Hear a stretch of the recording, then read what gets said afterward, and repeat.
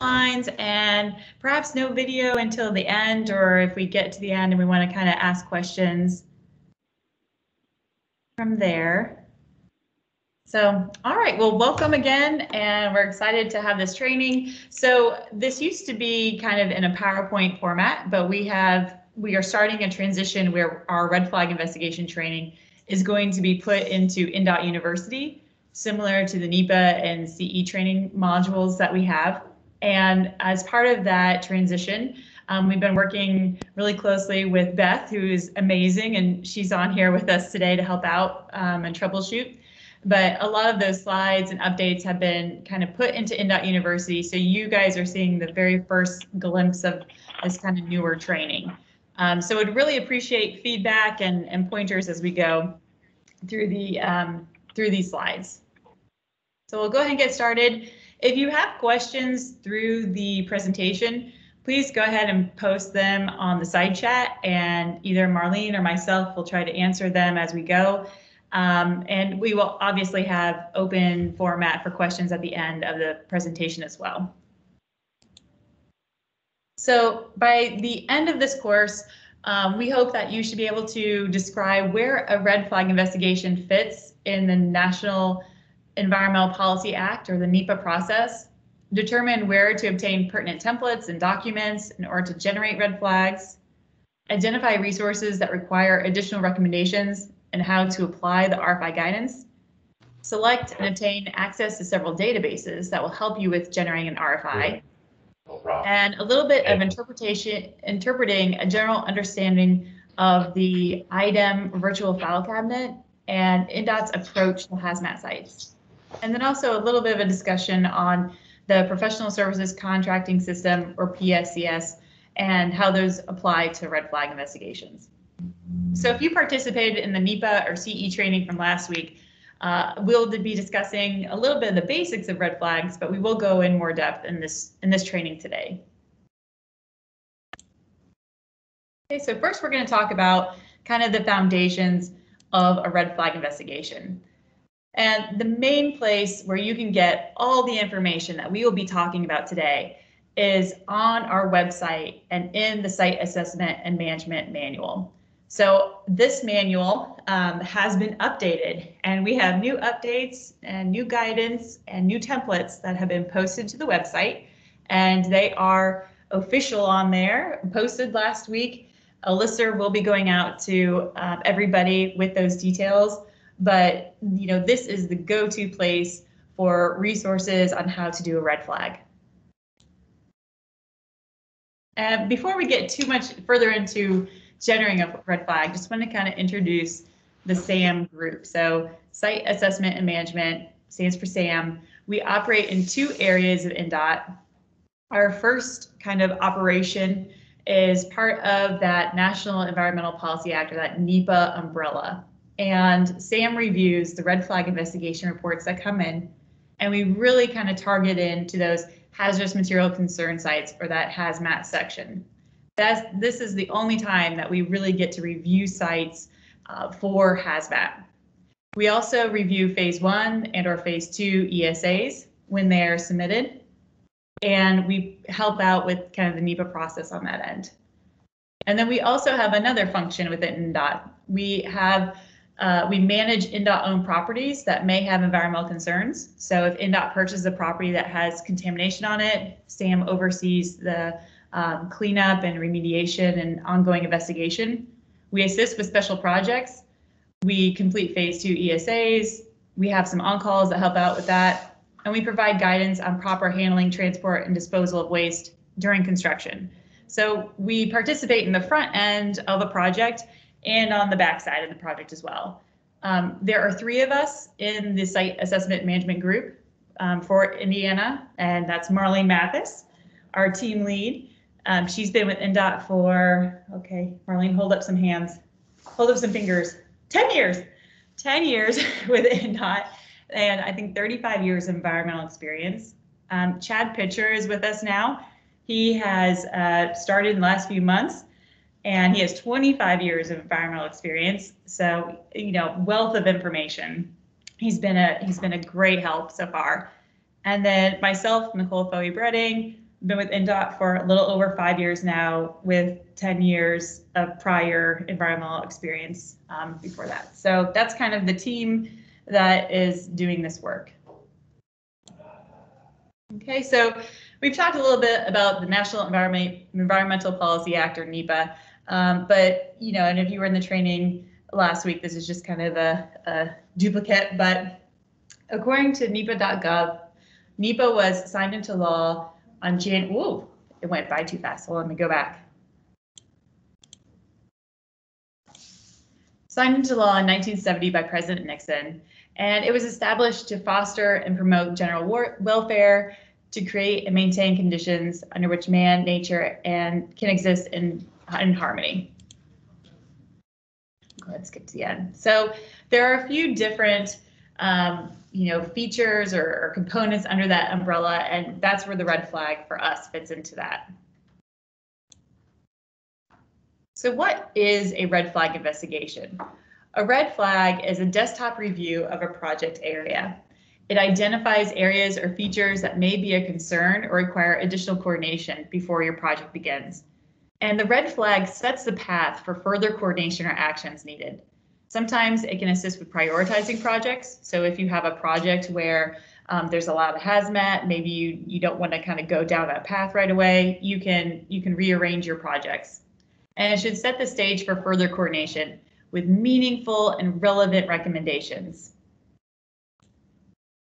There are 5 main sections in a red flag: infrastructure, water resources, mining mineral exploration, hazmat concerns, and ecological information. And you are able to evaluate those sections through our GIS layer that has our template layers. There are tables and corresponding maps to identify data and recommendations for further coordination. So how is the information obtained for a red flag? Well, we use ArcGIS. We have specific layers selected by INDOT, and we use those layers to evaluate those 5 features at first. And then to supplement GIS, because even though GIS is a wonderful, powerful tool, and it's really amazing, it doesn't necessarily give us all the answers all the time. So there are supplemental databases that, as a preparer or a red flag preparer, you need to have access to. And those include Google or Bing Maps, either one, access to the INDOT Bridge Inspection Application System, or BIAS, the IDEM E303D mapper, and also public use airport mapper and INDOT rail system mapper. Those are always good layers to have, or good supplemental items to have. And this is just kind of a cutout of our GIS layer. So when are red flags needed? Almost always. So an RFI report may not be needed if the project meets the criteria for a PCE designation and does not have excavation. So a lot of times those include projects such as safety projects, bridge painting, guardrail, HMA overlay, bridge deck overlay. If you're not sure, feel free to contact an INDOT Environmental Services team member for assistance. We also have a good portion of our SAM manual discusses when a red flag is needed and when it's not, and if you qualify for like a limited RFI. So they're almost needed for most projects that do not fall under a PCE that have excavation. So, a lot of red flags come in. But when should you generate a red flag? Well, because this document should be completed and reviewed early on in the process, the red flag should really be the first document in the NEPA process. It sets the stage for other recommendations and other items that you'll need to do. So since it should be completed so early on, we ask that you do not include communications, permitting information, field visit information, or other details in the RFI. Those should be saved for your CE document. Remember that a red flag is a desktop review. So theoretically, you'd be doing this document and having not been out to the field yet. Okay, so we do have a knowledge check. I wanted to kind of see if get some feedback on how this would maybe apply to our learning when it's posted. So out of curiosity, go ahead and put in the chat, if you want to participate. One of the questions would be, your project is off schedule. A field visit was completed and several coordination letters were sent out in advance of the RFI document. Should those details and responses to those activities be included in the RFI? Very good, Ariana. Correct. No. So if your project is a little out of schedule and you've been having field visits and you've been having early coordination letters and you've kind of been sending that stuff out, do not put that in the RFI, because when we do our review, remember it's that desktop review, we don't have access and the availability to kind of confirm the information of those field checks or those early coordination letters in the RFI stage. So those information should not be in there in that document. Okay, so when should red flag investigations be developed and submitted during the NEPA process? One of, if not the first document generated during the NEPA process. The red flag investigation report should be completed after the waters report is completed. A red flag investigation should be completed following the completion of a phase 1 or phase 2. Or the red flag investigation report should be prepared a minimum of 2 months before RC. First, yes, exactly. Yep, number 1. So one of the first documents as part of the NEPA process. Right, okay, so I think those questions are good. So we're going to be coming up with more questions as well as part of our training and development in the INDOT University. So we'll go ahead and skip over to the next section.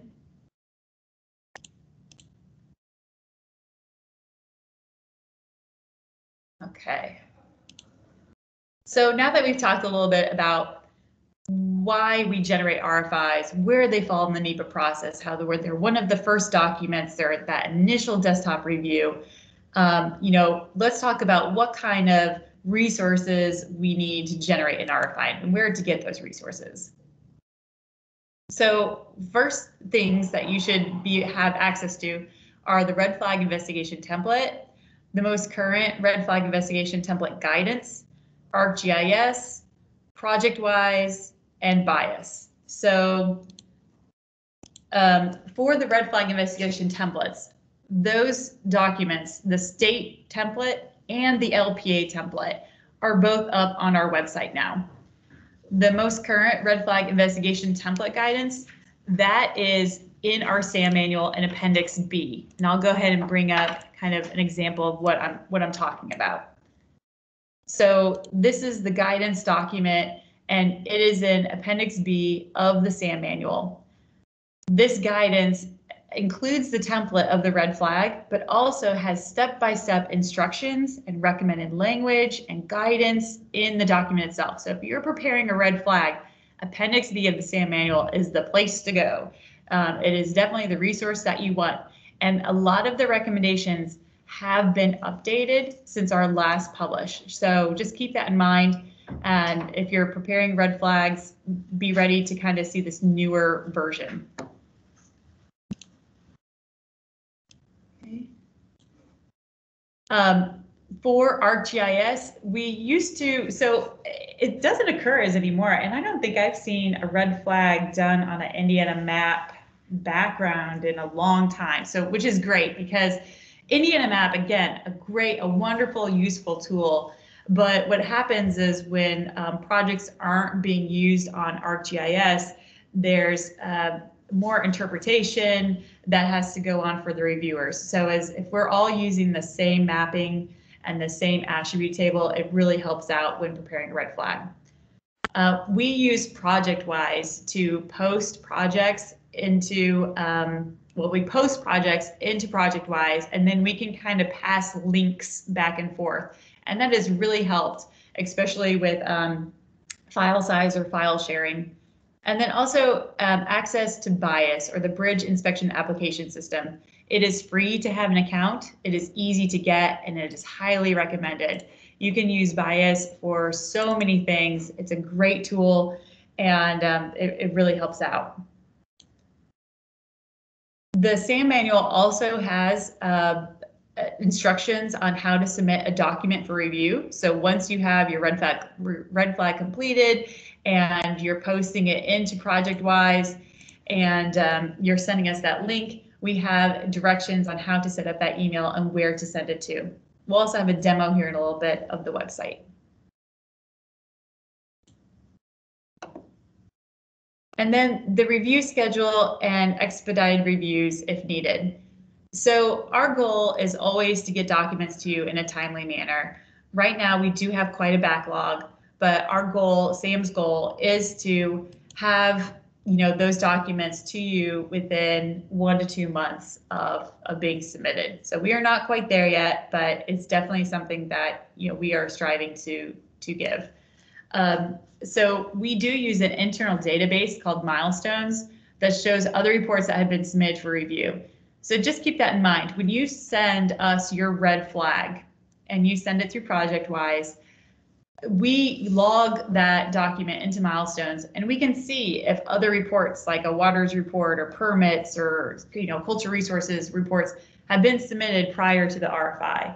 So a lot of times, when we see that and we see maybe a red flag coming in on the back end of a project and then an expedited review coming in, we're kind of like, well, why was this so out of chronological order? So just keep that in mind. We do log these in each one, and it goes into our queue. We want to talk a little bit about expedited review requests. If needed, if you need an expedited review in order to keep your project going, we are more than happy to assist. We realize that not everything goes according to plan. However, I would really save those for true emergencies. If you need an expedited review, the approval needs to come from the INDOT project manager, and it needs to come to our general inbox. Please do not sit on the edits once they are returned to you. And we kind of have a new guidance that if you request an expedited review, the expectation is to have the reviewed document or the revised document back to SAM for review within 3 days. And if that does not happen, 3 working days, I should say.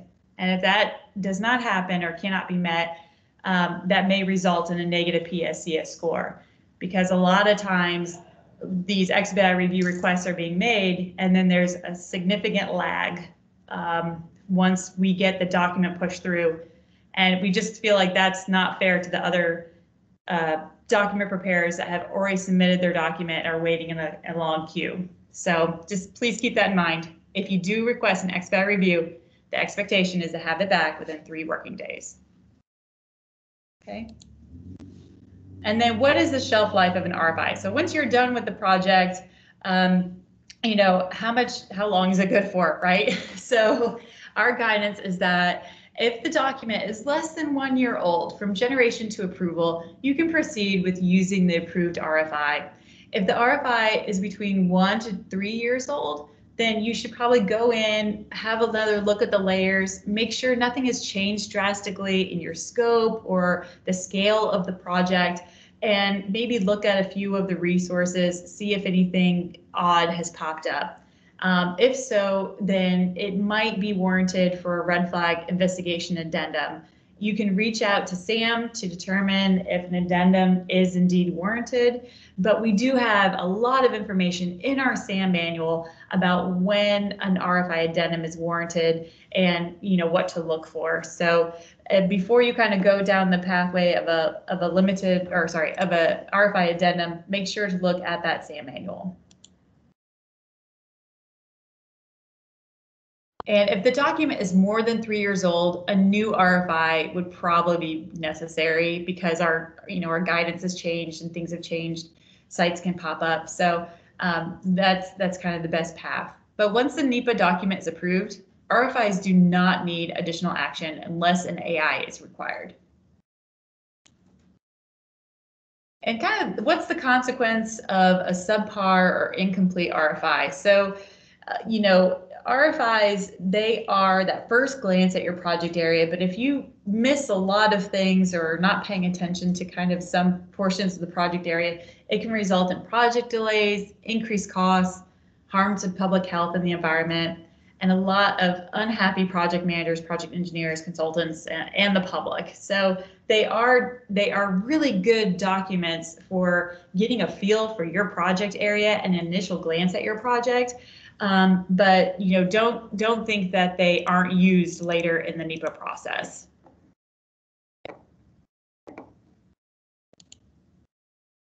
So we have two types of red flags that we typically see. There's a standard red flag that includes all 5 sections.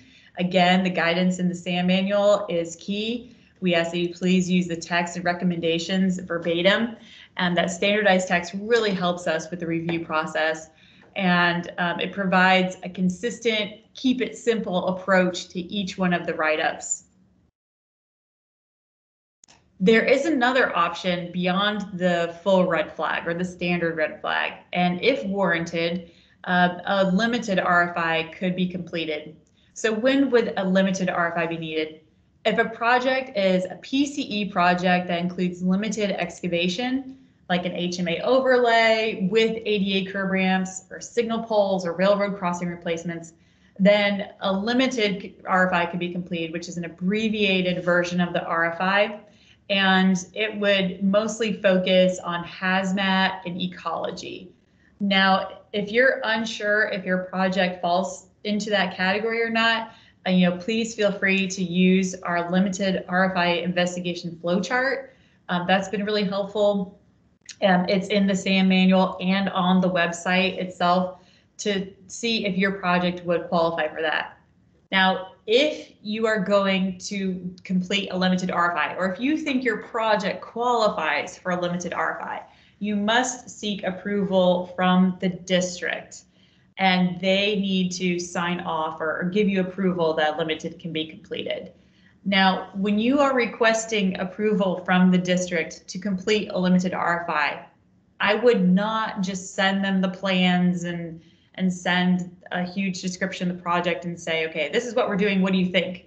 Make sure that you are paring down your project, maybe with a map similar to a red flag and saying, these are the reasons why we think this project fits for a limited RFI. Do you concur? Yes or no? So make it more of a concurrence-based request rather than just giving them the project details and asking them to make that decision. So really the document preparer needs to really determine and think it through about which path they can go down, the full red flag or the limited RFI.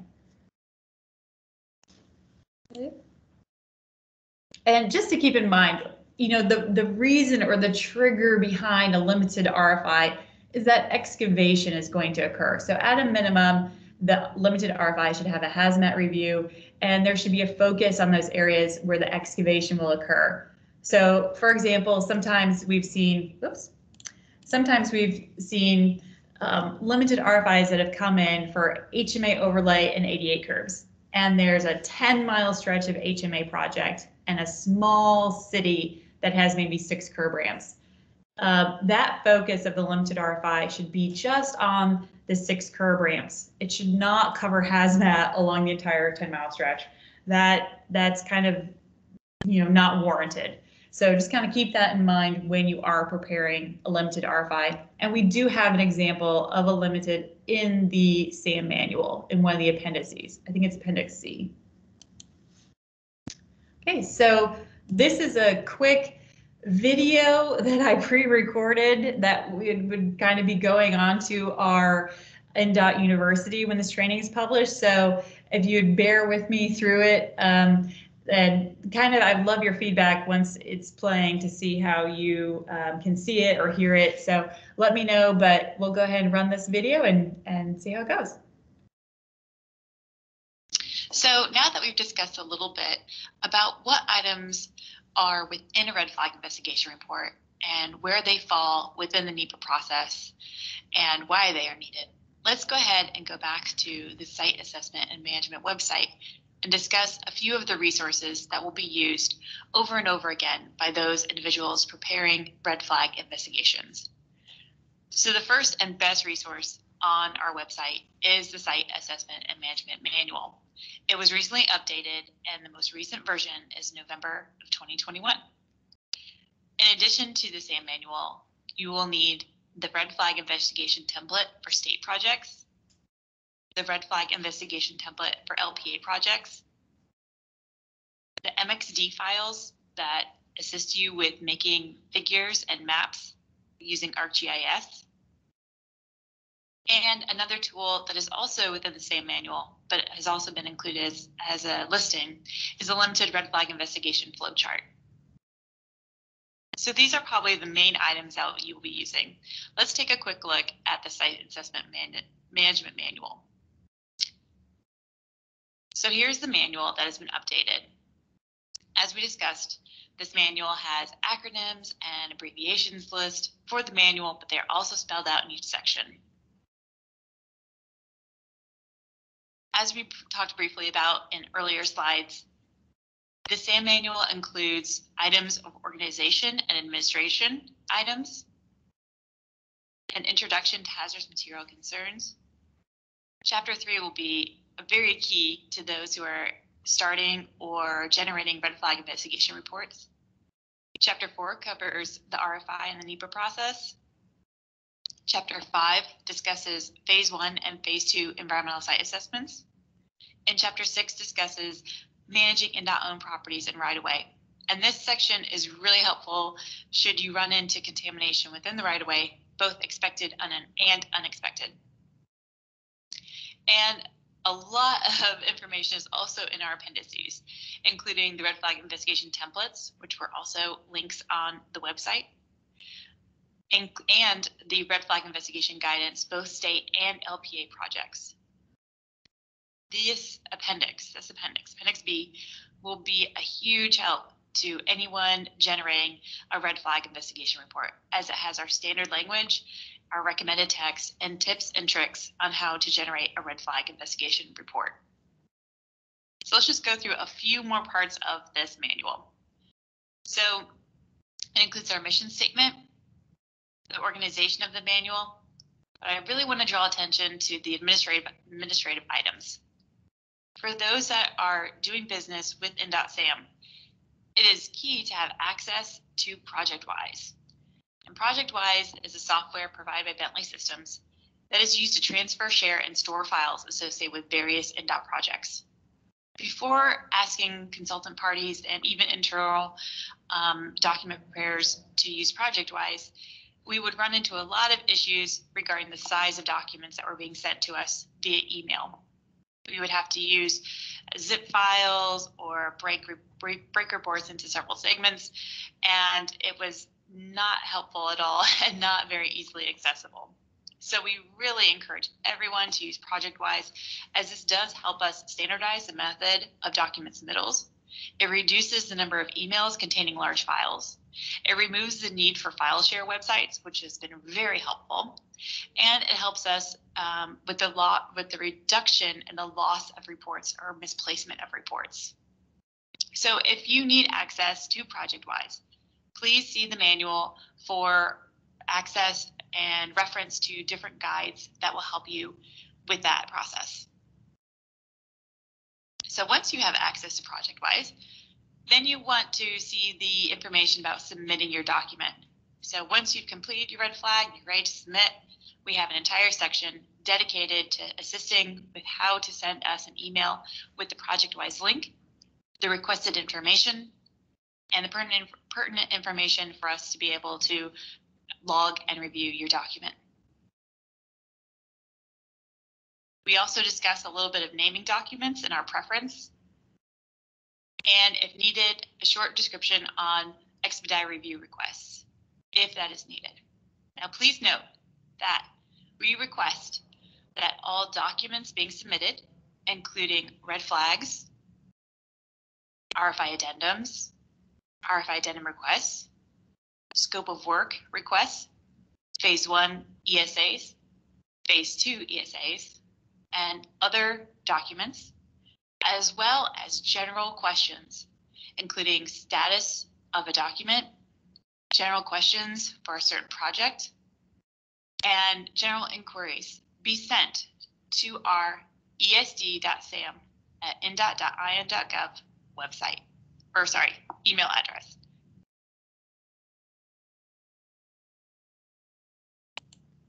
Great, so that was our video. Did everyone hear that okay? Did that come across okay? Just general? It was nice, it allowed me to stop talking for a bit. Oh, good. Okay, great, thank you. So we can pass these knowledge checks. Okay, so let's go ahead and get into, now we know why we need red flags, where to go to get the information for a red flag. Let's actually look at how we generate a red flag kind of step by step with a little bit of a GIS demonstration as well. So the very first item of your red flag is going to be your narrative. And I can kind of bring up one of our templates for just visualization of the layout. So here is our LPA template. You know, we have the document information, and then the very first thing is this brief project description or the narrative with a checkbox and fill out information for your project. So that's kind of the first section that we're talking about.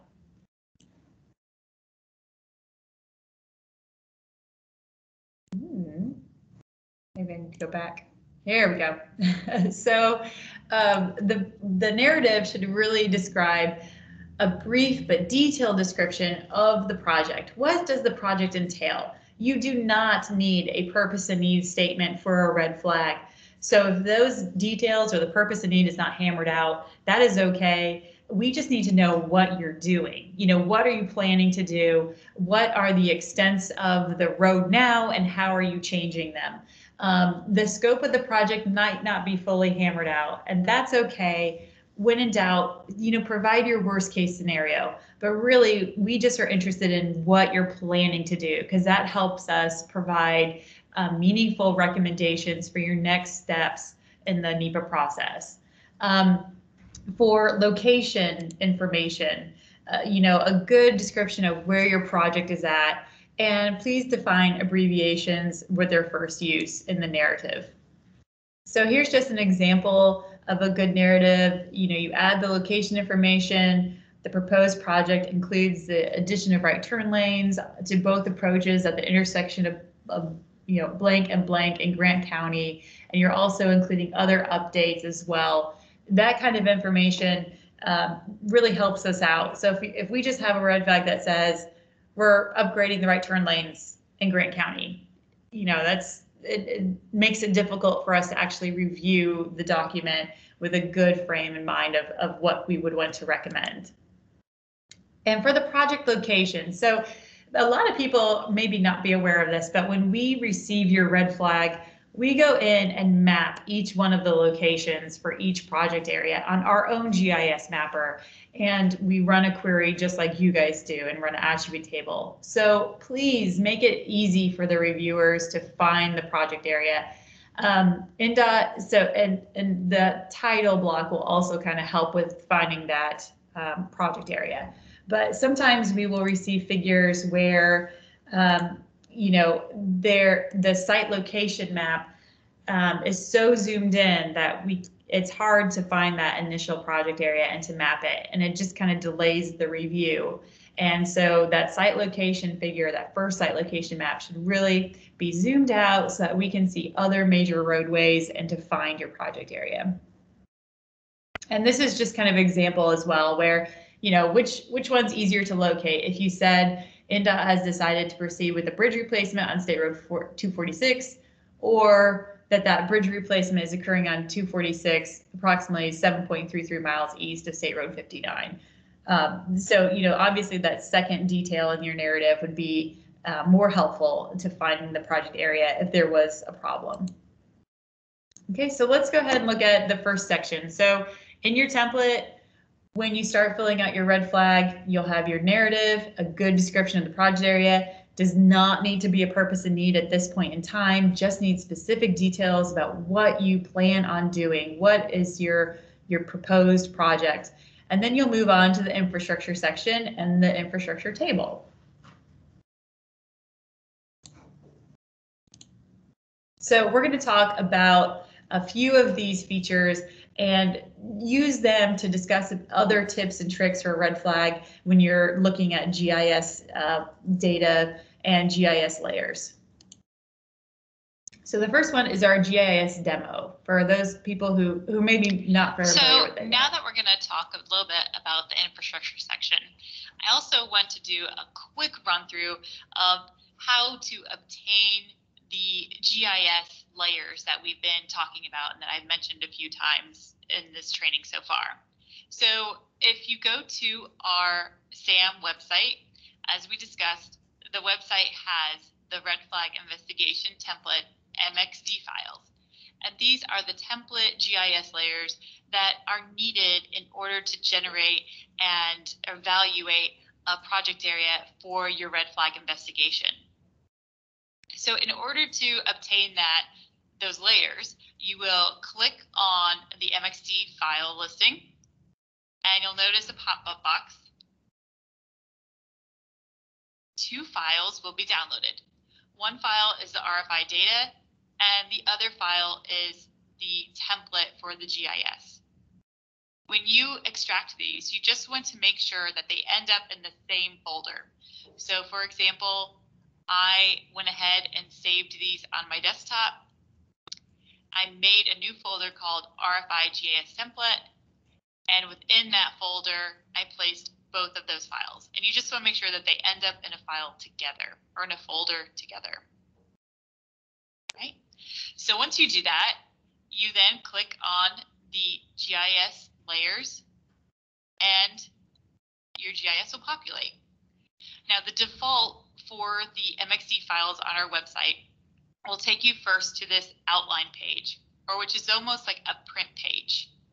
It's called the layout view down here on the right, or on this right button. This will be the print stage.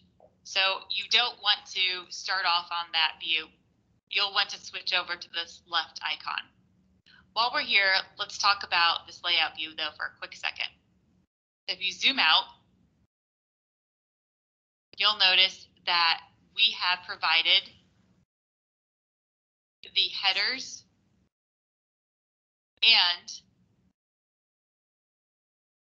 the legend information or legend details at the bottom of the mapper.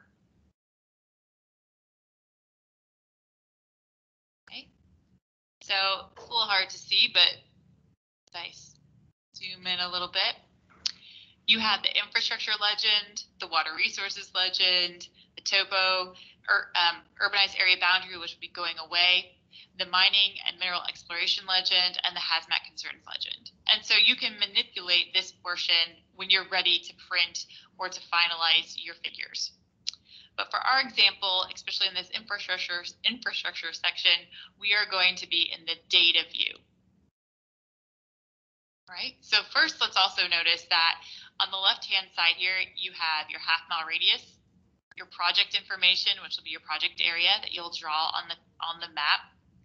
And then these are the layers that you'll be checking: infrastructure, water resources, mining, mineral exploration, and hazardous material concerns. Please note that the urbanized area boundary layer used to be checked. It is no longer checked, and we will be removing it from the template at a later date. For right now, it's on there, but you do not need to evaluate it. You have access to it, though, if you would like to have a look at the urbanized area boundary in the vicinity of your project area. All right, so let's go ahead and start in with our infrastructure example. So for this example, we are going to draw a project area in Delaware County.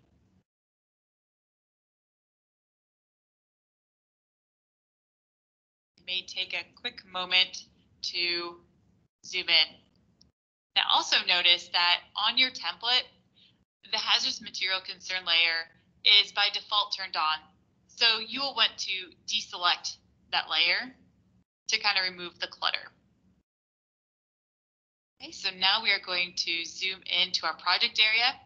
We're going to have a project along 32 in Delaware County. Now, as I'm zooming in, it's a little easier to find a project area without your background layers turned on. However, you're more than welcome to turn them on whenever you would like. Now that we're closer and zoomed into our project area, I'm going to go ahead and turn on our base map, so I can get a reference for where my project area is at.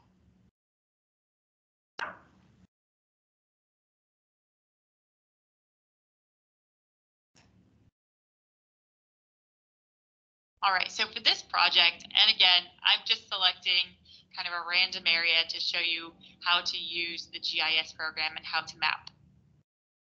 We're going to be along 32, and we're going to go from Mound Street over to Wolf Street.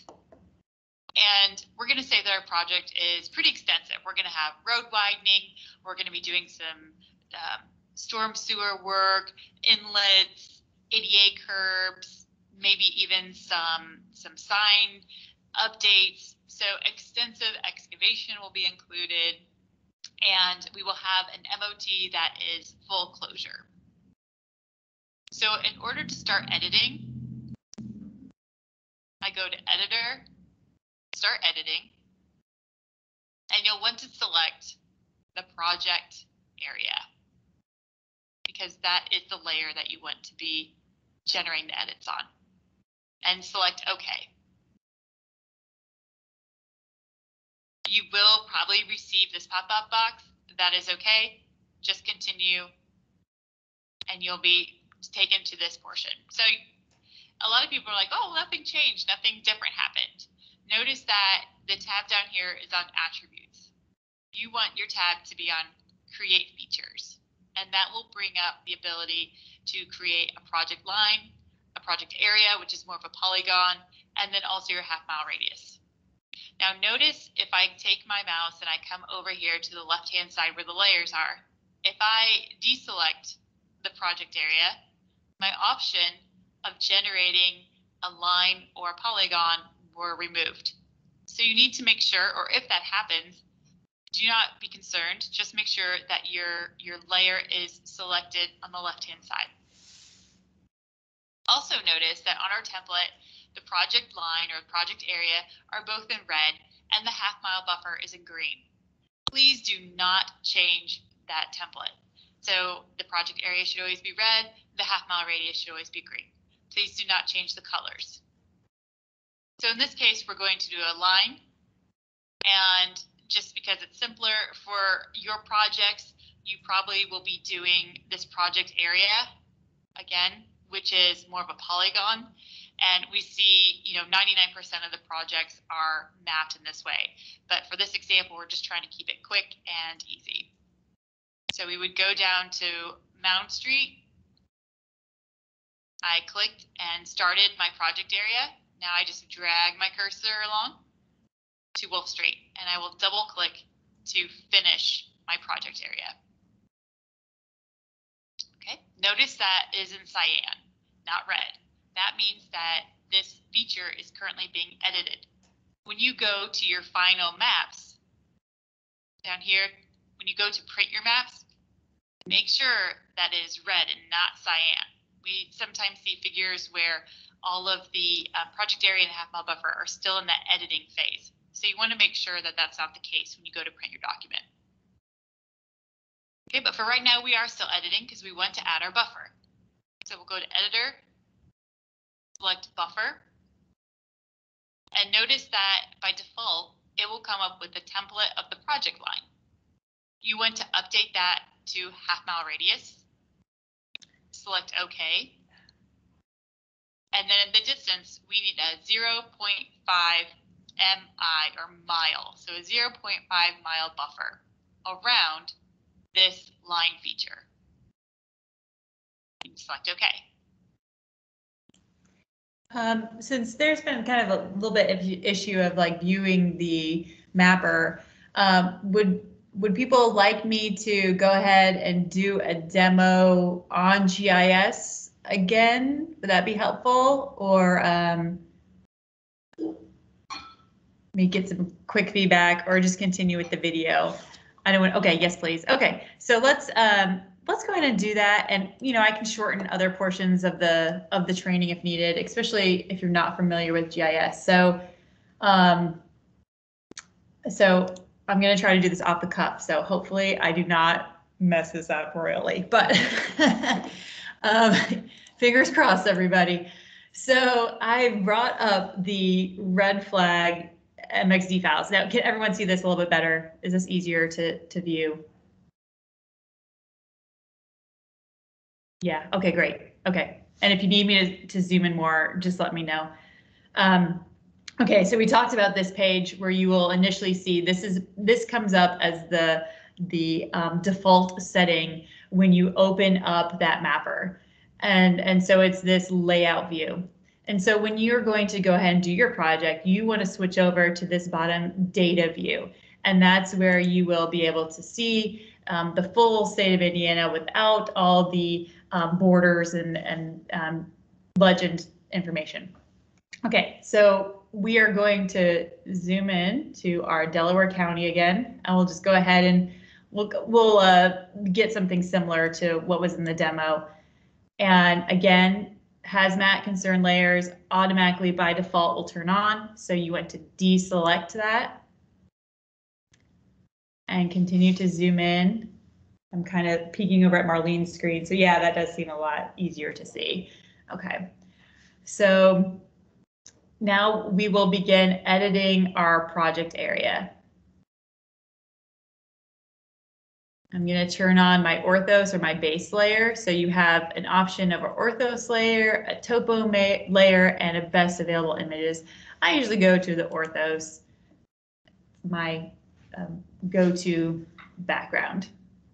You'll go up to editor, start editing. And again, you'll have this pop-up box.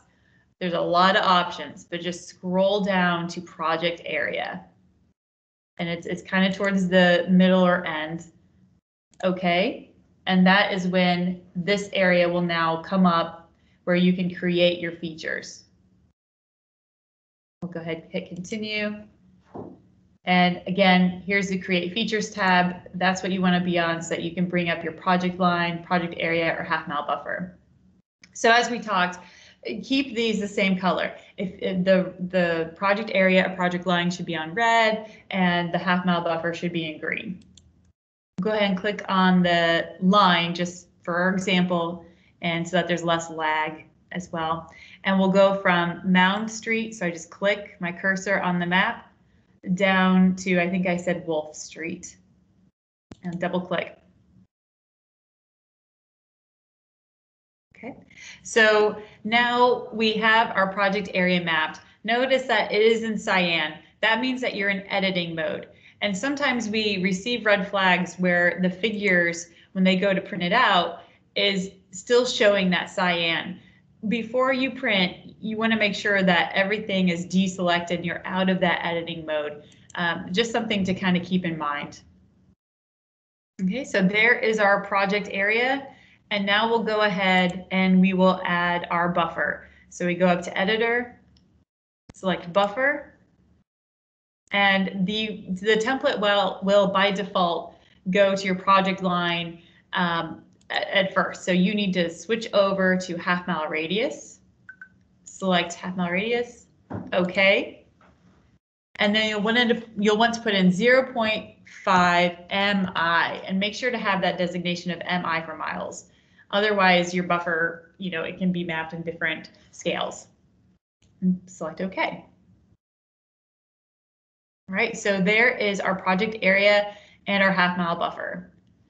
And now we can kind of run an attribute table, which is a really cool feature. So if you'll notice, I'll turn on the infrastructure layer here. When you select the infrastructure layer, you have a bunch of icons that pop up for different resources in your half-mile buffer and all over the map. And before GIS, we would have to actually people would be point counting those items. So you'd be going in with your cursor going, okay, I got 1, 2, 3, 4, 5, 6, 7, 8, and you'd have to do a point count of all those locations. Well, you don't have to when you're doing GIS, which is really great to make sure that when we get your red flag, the two compare and are the same. So what you do in order to do an attribute table is you will click on this half-mile buffer with your identify. So here is the identify tool. You will click on the half-mile buffer and it will bring up the attribute table for that half-mile radius. Now notice that my value for this half-mile radius is 1. This is the first item that I've created. And so it will have a feature of 1. The next project area that you create will have a feature of 2. So this value will vary on how many project areas you have mapped. So just keep that in mind. But for my example, it will be 1. Okay, so I go up to selection, select by attributes. That's the first step in getting this table to run. So select by attributes, and then you want to make sure that the layer is the half-mile radius because you're wanting to tell GIS within that half-mile radius how many features do I have that fall under that infrastructure. You'll double click object ID, and our ID was 1. So object ID equals 1. And we're saying, okay, GIS, I want you to focus on the resources that are within my half-mile buffer labeled 1. And so now we go back up to selection and go to select by location. So select by attributes kind of started our query, and now we're going to actually run the query for that layer. So select by location. And I'm by no means a GIS professional, so if I'm saying any of this incorrectly, yeah, I apologize, but this is kind of how I run through it. And so now we have our select by location. We're going to just run the infrastructure items. If you select all of the features, including features that are on the water resources mapper, that are on the mineral and the hazmat, that query could take a significant amount of time, especially based upon how long or how big your project area is. So I recommend just sticking with one layer at a time when you're doing a query. Okay, so I can hit Control Select, and that selected all of my infrastructure resources. You want to make sure that you're on the half-mile radius buffer, again, because that is what you're telling GIS to focus on, and use the selected features. Okay, and then you'll select OK, and it will run your query.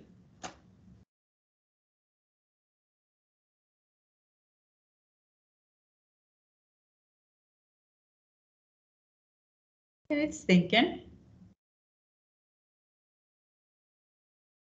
All right, so now all of the features that are within that half-mile buffer that we told GIS to select out are in cyan. So those, and if I scroll out, you'll see that features that are outside of the half-mile buffer are their usual color. So GIS has selected those items within our half-mile radius.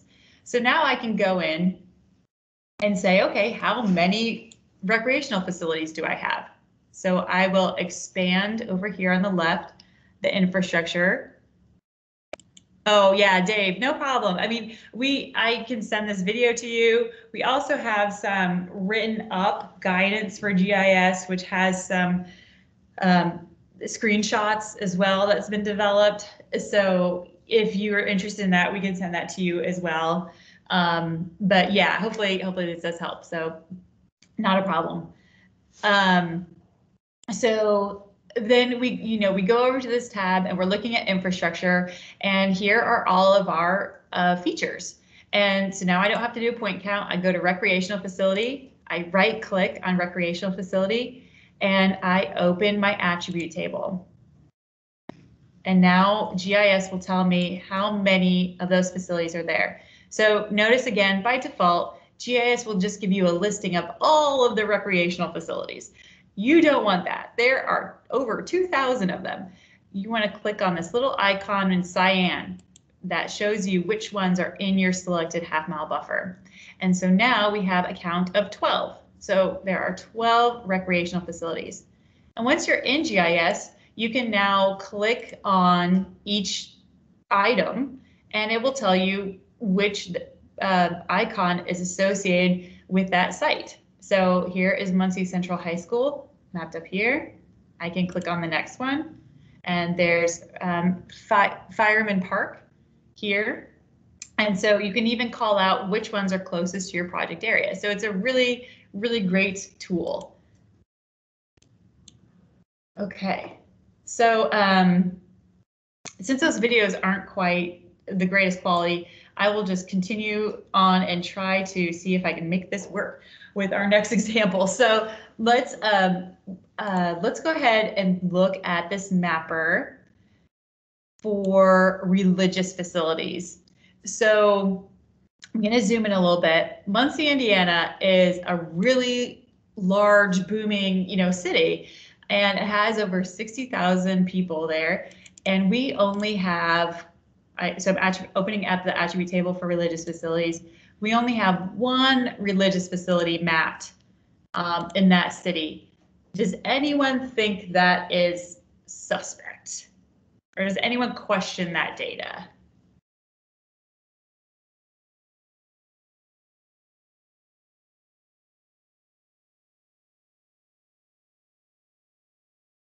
So I would question that data. I'd be like, well, there's only one religious facility. I mean, this is a large city center. I'm kind of surprised. Maybe GIS isn't showing me everything. So the main thing that we recommend that you do, and that document preparers do as well, is yes, use GIS to start off with your project. Use it as an initial glance, but then be ready to look at other resources and supplement with other resources to support the information you're finding on GIS. All right, so that's where, yes, exactly, where that Google search or check on Google Earth really comes into play. Yes, Tina, always question religious facilities. Yes, it's kind of, those, and sometimes schools can be mapped in odd places or aren't mapped properly either. Okay, so it is, we do rely on the document preparer to be looking at those other resources as well. And one of those resources could be as basic as the Topo Map. So the Topo Map could be, if you turn that on, let me see if I can bring up that layer. So you can switch from the Orthos base map to your quad map or your Topo Map, and you can check and see, okay, there are several religious facilities that are showing up. So maybe I need to take a closer look at another resource, right? So that's one way, or like everyone was saying, Google Maps, Bing Maps, some sort of aerial mapper that can point out those additional religious facilities or those additional facilities. And really, it's a emphasis on features that are within close proximity to your project area. So, sometimes we'll see where someone will mention an unmapped facility a half a mile away. If that facility a half mile away is going to impact your project area, then yes, you'd want to talk about it, but that's rare. It's really a lot of these features that are closer to the project area that aren't mapped that are more of concern. Okay, so how would we consolidate this in our example, in our write-up? So there we go. So, in this case, we would say that there are actually 13 religious facilities. We have one mapped and 12 unmapped that are located within the half-mile search radius. And of the 13, 3 of those religious facilities, with their named out, are located adjacent or in close proximity to the western terminus of the project area, and coordination with these facilities will occur, and you would want to list out the names of those religious facilities.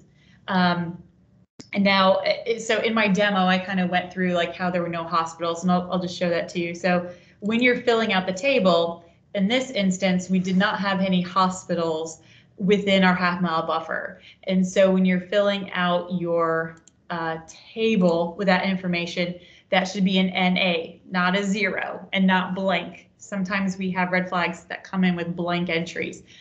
If there is not a feature mapped in the half-mile buffer, it would be represented as NA. Now this asterisk that we have up here, that kind of tells the reviewer that your count is different from the attribute count. And so that's where that asterisk comes into play. As long as you're notifying us that you have a different count or you found something different, that's kind of the main point or the main idea behind that.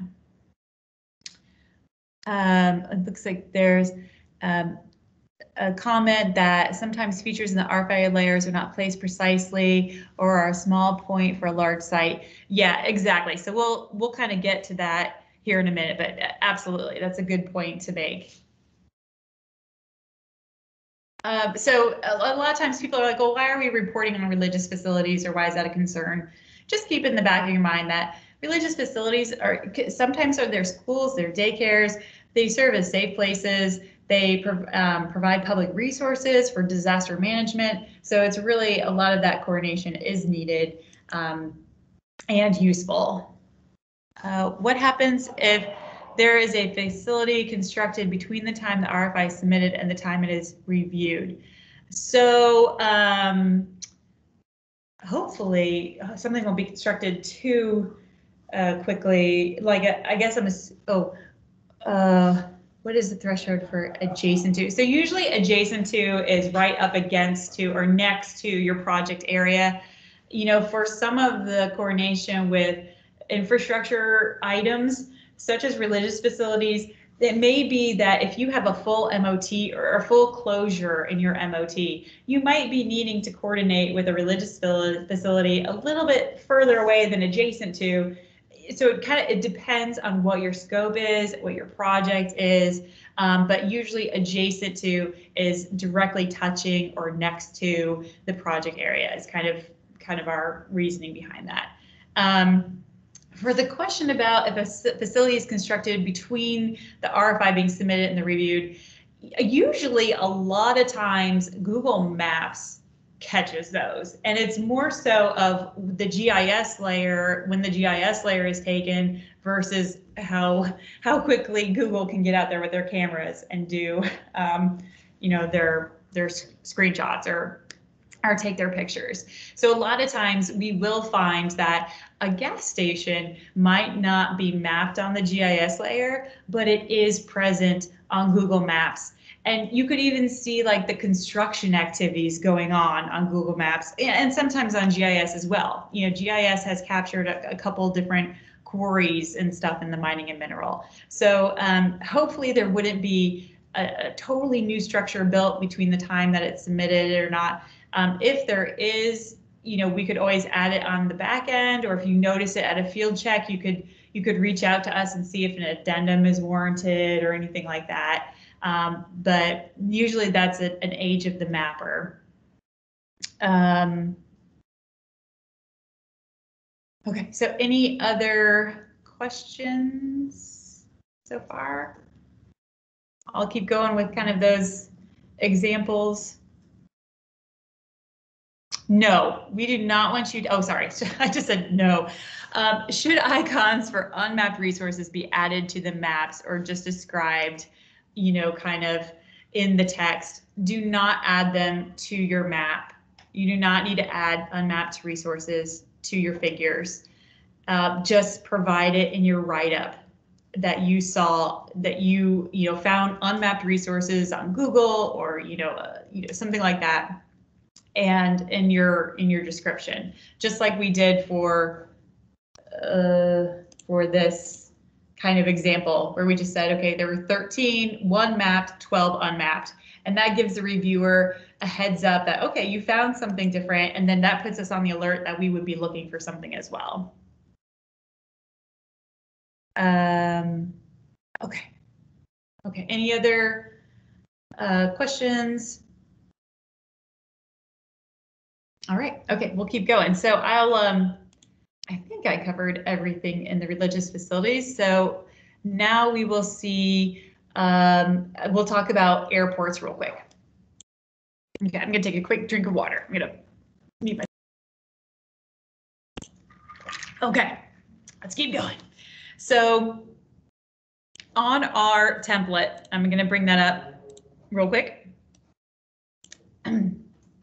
Here's our template, and we have a call out for airports where in order to complete the required airport review, a review of public use airports within 3.8 miles is required. So notice that this is just for public use airports, and it applies and that you look outside of the half-mile buffer. So this is kind of where we warn about tunnel vision when you get into the mapper. A lot of people will just look at the icons within the half-mile buffer. It's always a good idea to do a surrounding search of what's going on. And for that airport, it is a requirement to look for public use airports within 3.8 miles of your project area. So we're going to go ahead and zoom out and look for any airport icons that might be in the area. Sorry, there's a little bit of a lag, but hopefully you can still see it okay. And up here, we do have a public airport map. So the purple is miscellaneous, but there's a pink public use mapper underneath. Okay, so you can click on that to see if it is public use. You can use our identify tool again. So that says I. You'll go ahead and highlight those, bring them up. And this is Delaware County Johnson Field Airport. So it is a public use, and if you needed to verify, you can always use, there's a really great website called the Airports Public Use INDOT. Well named. And you can zoom into your project area. So we're Delaware County. And I'll zoom in one more time. So here was our project area.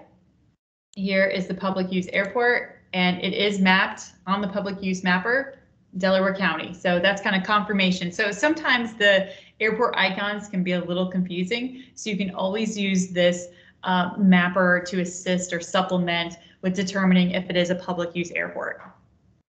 Did everyone see that okay, or do you need me to zoom in a little bit more? Does that help out?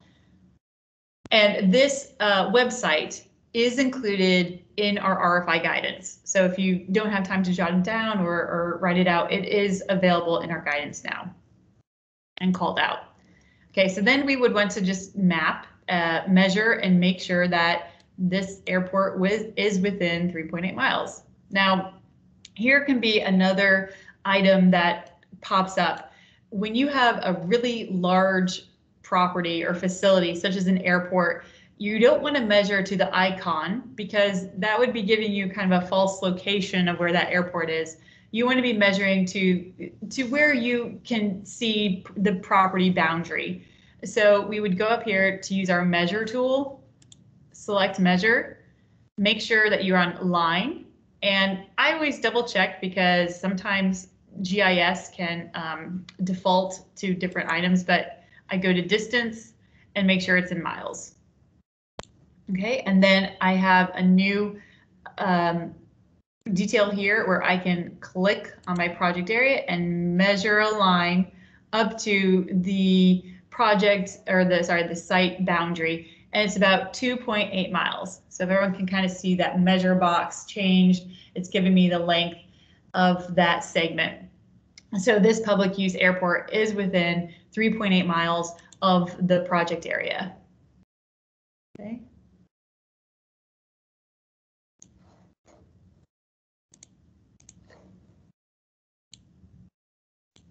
Okay, and so we would write that up as, although not mapped within the 0.5 mile search radius,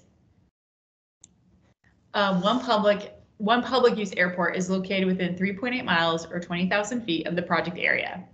The Delaware County Airport is located approximately 2.89 miles north of the project area, and coordination with INDOT Aviation will occur. Okay, and that text that example is in our RFI guidance template. So we have, that language spelled out and ready to use when you are generating a red flag. So here's that infrastructure table summary, and we talk about airports and the text that should be used. So it's all provided. Okay.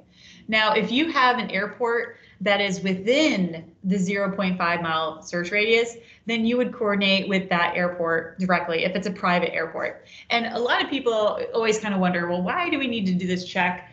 It is mostly for larger projects where you might have cranes or equipment that extends up into the air, and that's why INDOT Aviation wants to be notified.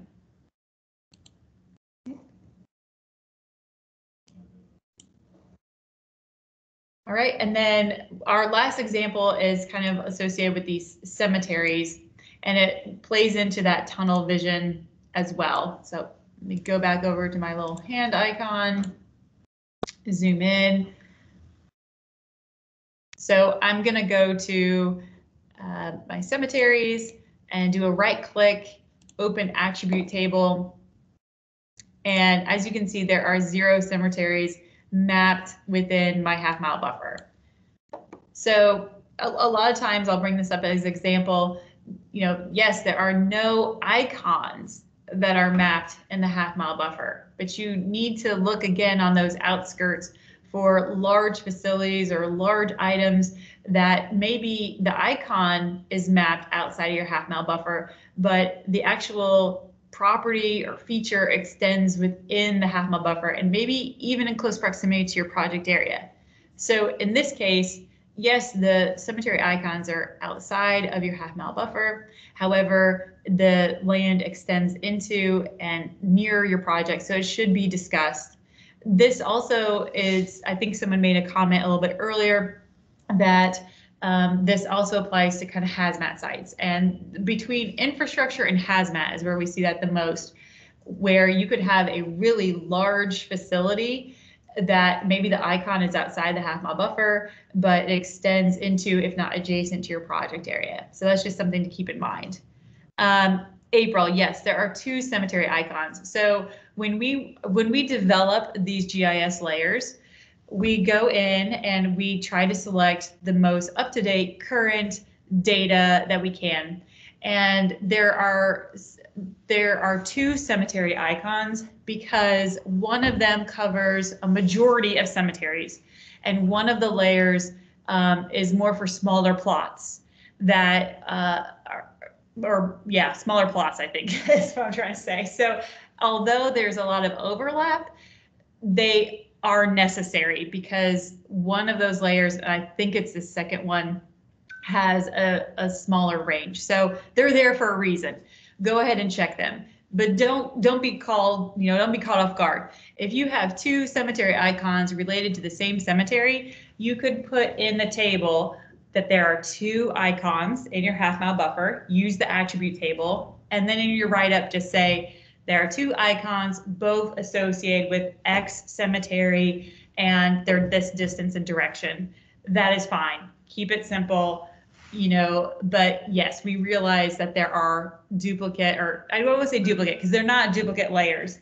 They are 2 separate layers. They have some overlap, but they both have a use there. So that's why we don't take them off. Okay. All right, so where am I at? Okay, so this is just an example of a write-up of how we would handle that situation where a cemetery is mapped outside of the half-mile search radius, but extends into the project or into the half-mile search radius. Okay. Okay, and then the last discussion is railroads.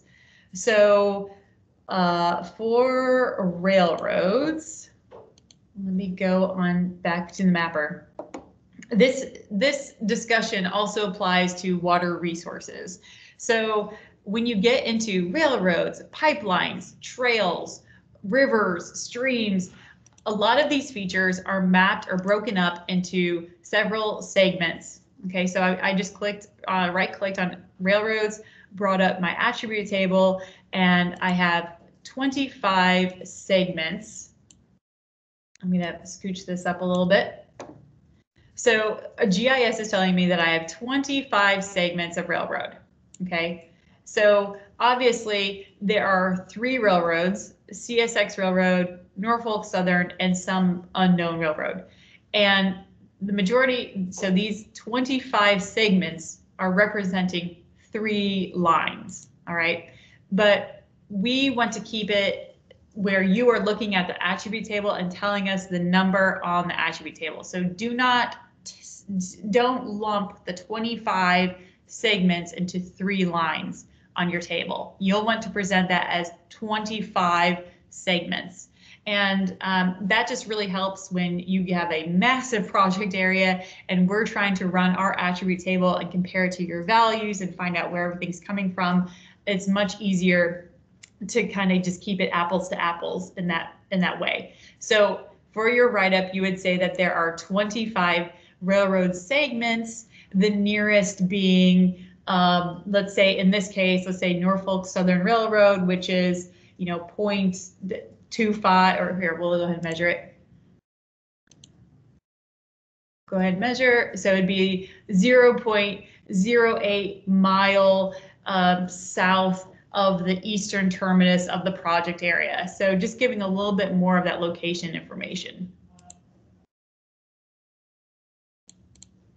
Okay, so this would be, again, this really applies to trails, pipelines, railroads, and when we get into water resources. This is just an example of how to report that. Okay. All right, now when it comes to, when it comes to trails, railroads, and pipelines, oh my, trails require coordination even if the proposed project is sponsored by a trail. Even if it's a trail project, you should include recommendation to coordinate, because sometimes that coordination or 2 trails are meeting, it's not always, doesn't always occur. So make sure that you have it in there. And for pipelines, please notice that if a pipeline is within 0.05 mile of the project area, then coordination should occur. This is the only time we will mention a distance that requires coordination, this 0.05, and it only applies to pipelines. Please don't try to apply it to other portions of the red flag or other features. It is the sole recommendation for pipelines, and that's because they aren't always mapped correctly. It's, if you're going to hit a pipe, you don't want to hit a pipeline, right? No one wants to hit a pipeline. And so we kind of give it that extra precaution of, if it's within 0.05 mile, you need to coordinate with that owner. Okay. Or with, sorry, INDOT, utility, and railroads. Okay. So, and we covered the airports in that demonstration. So any other questions on that? Anything about GIS or infrastructure demo? I see Marlene got some questions in there too. So, okay, we'll keep going. So the next portion of your red flag is the water resources. So I'll bring up our template again. Here was our infrastructure, and now we move into water resources. And you do the exact same thing as you did for infrastructure. You would go to your table, or sorry, to your GIS. You can deselect infrastructure, and you would now select on water resources, and you can expand this layer so that you can see what resources are mapped in the half-mile search radius. Again, you would have to run that query for them to be highlighted so you could do an attribute table. Okay. So this section's pretty short. A lot of items are somewhat self-explanatory in the water resources section. We will discuss a little bit on impaired rivers and streams and rivers and stream segments. And I'm just checking the time. So similar to the comment made for infrastructure, when you have a water body, so a river or a stream that is broken up into multiple pieces or segments, please make sure to call out those segments in the table and report to the nearest segment when you're measuring. That just helps us greatly. Don't try to take those and consolidate them into one. Another item similar to the infrastructure, just check GIS against Google Maps or Bing and see if there are any visible water features that might not be highlighted on ArcGIS. Are there any water features adjacent to the project area? And what is the scope of the project? Does it include work in the waterway? If it does, your water resources section should match up with that and help support that portion of the narrative.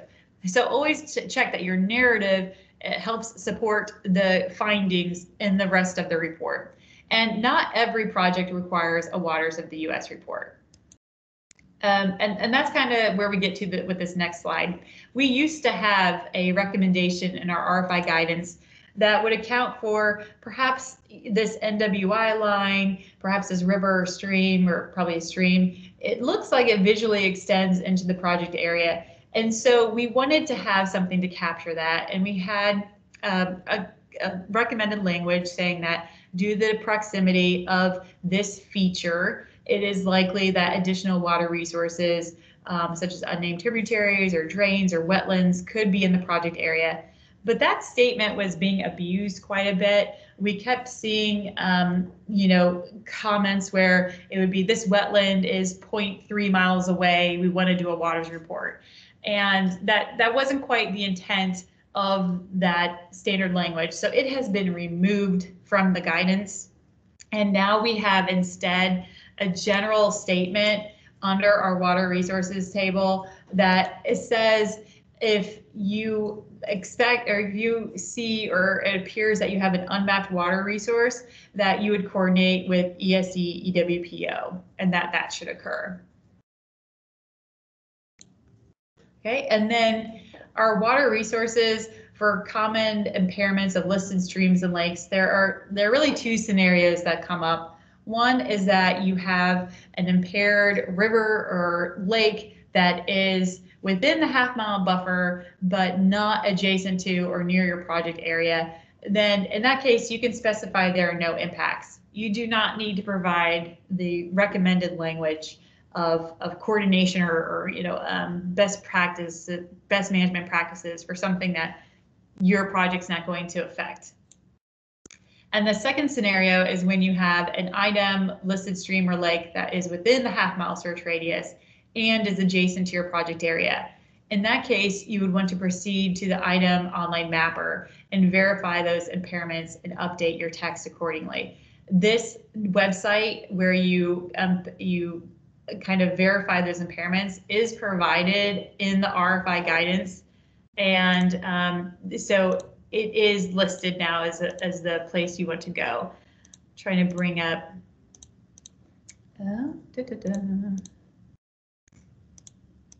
So it will take you to this website, which is an item website.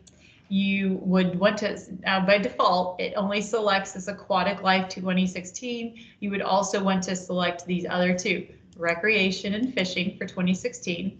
And then you would find your project area and it will give you those impairments.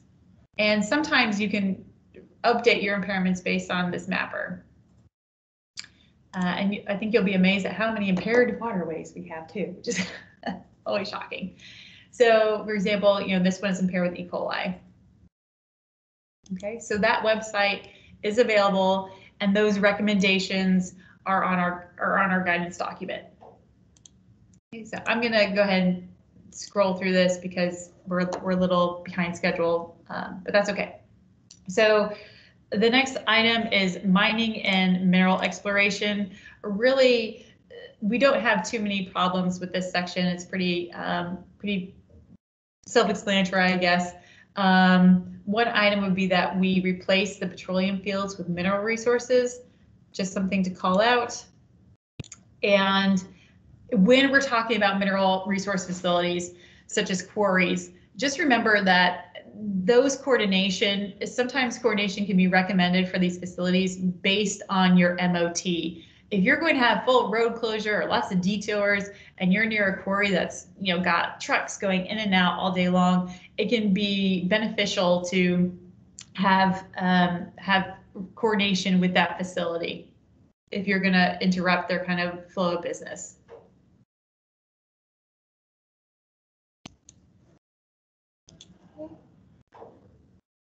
And now we're going to talk a little bit about the ecology section of the RFI, and then we'll get into Hazmat. So our old template used to include where you would go to the IDNR website, which is right here. This is the IDNR website that will take you to this mapper of Indiana. You would click on your county that your project is in, and you would have an ETR species listing that you would then attach. You would highlight the ETR species and attach it to the back of your RFI. We do not have that anymore. So now what we recommend is, instead of attaching that county listed species listing with the highlights, is to copy and paste the link to your county. And so this is the standard language in our RFI guidance. And note that we have given a placeholder for this where we just have county right in there. Make sure that you are updating with your specific county or counties if needed or if warranted, if you're like right on the county border between two counties, with both of those links. So make sure that those links are active and work. And then in this section, make sure for this next portion where it says a preliminary review of the Indiana Natural Heritage Database by INDOT ESD did not indicate the presence of ETR species. Please leave this did not in cyan. This is the only part of the report that should be in this cyan color when it comes to us. SAM does the confidential database check for the Natural Heritage Database. So you can leave this in your document when you send it to us, leave it as cyan, as did or did not, and SAM will populate that on our end before we send back edits or before we sign. That's the only portion. This section about coordination with U.S. Fish and Wildlife and IDNR, if that applies to your project, because that's our standard language or one of our cut and paste language, you would turn that to black and submit it to us. The only portion of your text that should remain in the did not with cyan is this portion. Okay, hopefully that made sense. For the BAT protocol, it's a little, I think some people get stumped on how to manage their way through this initial BAT information for the red flag. There are database layers which only either the districts or us at SAM have access to. When you are asking for your confidential BAT layer check from the district, that is the very first step. And so you'll reach out to your district and ask them to check the layer. Then there is that second check by us, which is done to fulfill this did not. So those are two separate checks. So don't try to combine those in one area. Okay. And let's just go back up here to where the document preparer must contact the appropriate INDOT district to request a review of the confidential database. And please note that this step must be completed regardless of the separate inquiry completed using the U.S. Fish and Wildlife IPAC system. Okay, any questions about ecology or the BAT checks or where you're getting that information from?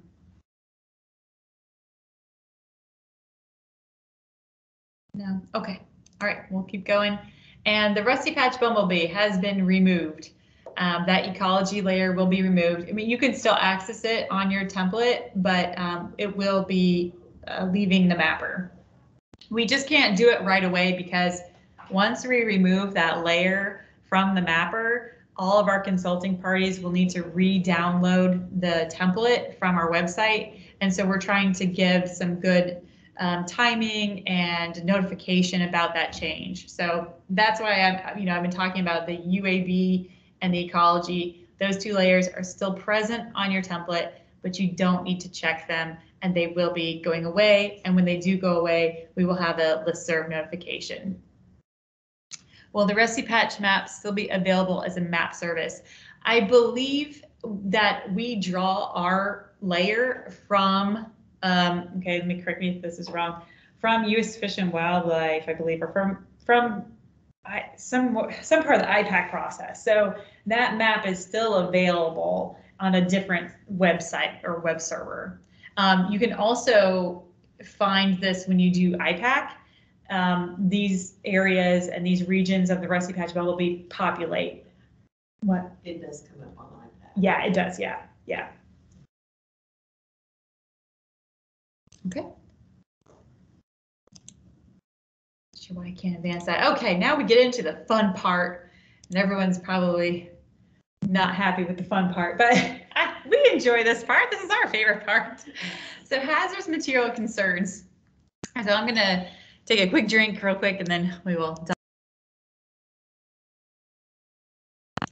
Okay, so hazmat concerns.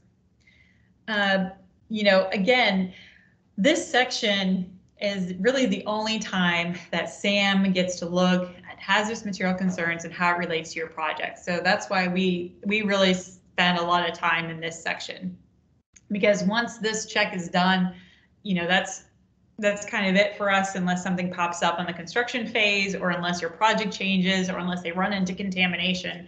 So, you know, we try to catch these sites in advance so that you guys can plan accordingly, and we can all know where some hazards might be in the project process.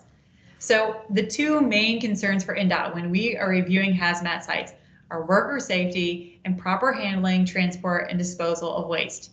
Those are our two main focuses, because when we go out there to do a project and we stick the shovel in the ground, we have generated a waste. So it is a separate perspective from IDEM. A lot of times IDEM is reviewing a site from a potential hazard to human health or the environment, with the intent that a gas station will remain a gas station or covered by asphalt, and that people won't have access to it. So that's their perspective for closing a site. Our perspective is, well, we're coming in with an excavator and we are tearing through that cover, and we're getting into the soil and the groundwater. We're generating waste. We're putting people in there. We're putting equipment in there. So we have a different perspective on what is considered closed and what is not, you know, what's still lingering, right? So there are a lot of areas within the hazmat section. And so you could have a project area where you're looking at a lot of resources, a lot of sites, from underground storage tanks, which are these beige colored circles, to leaking underground storage tanks, which are the red and black, to brownfield sites. And so knowing kind of, or being familiar with what each icon represents and what each site might hold for you can really be helpful. And similar to mining and mineral, hazmat is difficult because GIS gives us those icons that are mapped on our layer, but they're not telling us what's happening underneath the surface. And that's where you have to go to the IDEM virtual file cabinet to really get an idea about what is going on, if a plume or impacted material is actually trending towards or migrating towards your project area. Okay, and that's where we have the VFC. And you can search the VFC in two ways: a document search or a facility search. Okay, now I have a pre-recorded demo on this one. This might show up a little bit better, but please let me know. If you guys can't see it very well, let me know and I will go ahead and switch over and kind of do a live version. But yeah, just let me know how it goes. So this will be a quick demonstration of using the virtual file cabinet. So as we've been discussing in this training, there are two different ways to search on the IDEM virtual file cabinet. And we talked about document search and facility search. So I thought it'd be a great opportunity to go through and show you how to use the attribute table from the GIS database and show you how to take that information and apply it into the virtual file cabinet to do a search for that specific site. So over here, I have my GIS mapper, and please note I have several other layers that you will not have access to. Some of them are confidential, some of them are other checks that we do. So your portion of GIS will not look like this. You will have fewer layers. I'll go ahead and select my Hazmat layer. And let's say that our project area is along I-65, and I want to look at these two LUST sites. So that is the leaking underground storage tank sites. And in order on GIS, what you can do to bring up an individual attribute table is to use this identify icon. You click on that, proceed down to the icon that you want to look at that is representing a site, and you can either select it or click on that icon. So then an individual attribute table will populate. And in this case, this site is called Marsh Village Pantry 395, and we have an agency ID number. So we can use the VFC and that agency ID number to search for that site. So on the VFC, I would go to alternate field, agency ID number or agency interest ID number, and then type in what was provided, which was 1867. You'll need to select that you're not a robot and click search. And so now the VFC is showing us all the documents, and in this case, we're lucky there only appeared to be 4 of them for that specific site. And the most recent being a site closure letter, perhaps. Yep, so this is a no further action letter that we can use in our write-up if necessary, if warranted. Okay, so that is one way to search the virtual file cabinet. And that's the best way, is when you have this agency ID number available. A majority of the sites that you'll be looking at will have that resource or that information provided.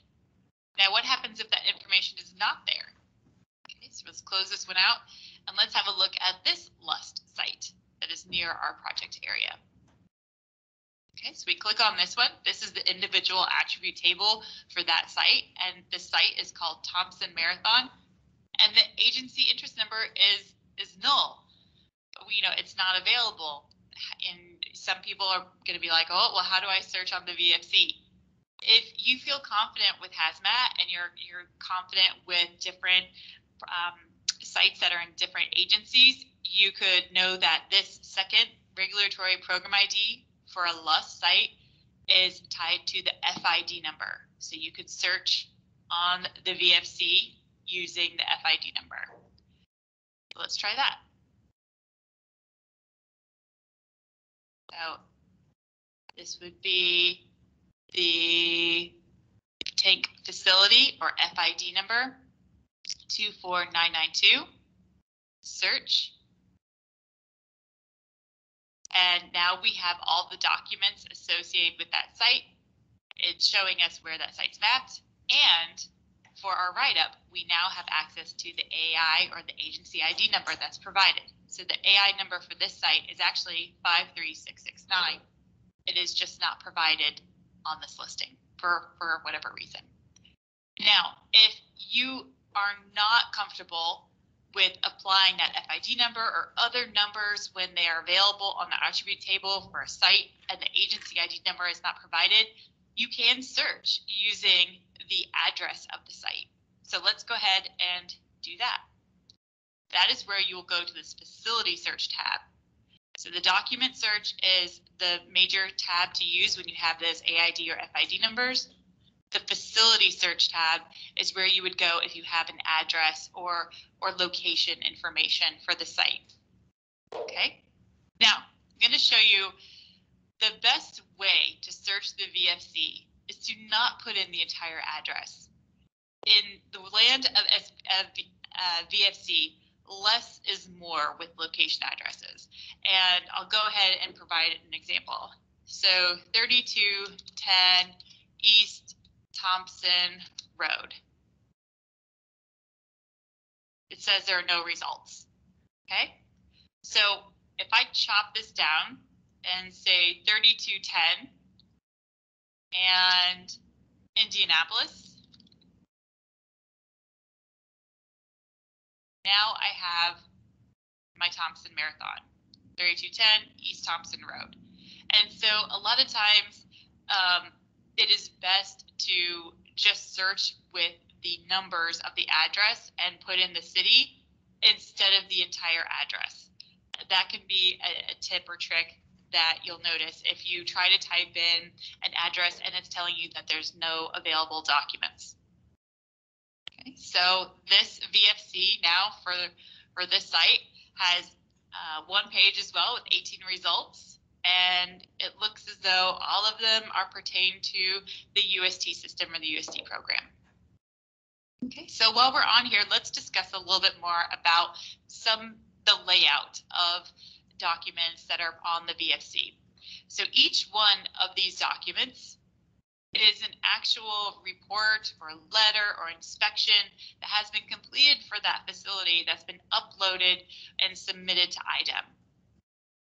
They are sorted somewhat by dates. However, you will find that the date is not always correct, where you may have something from 2010 up at the top. So make sure that you're looking at the most recent documents in the listing.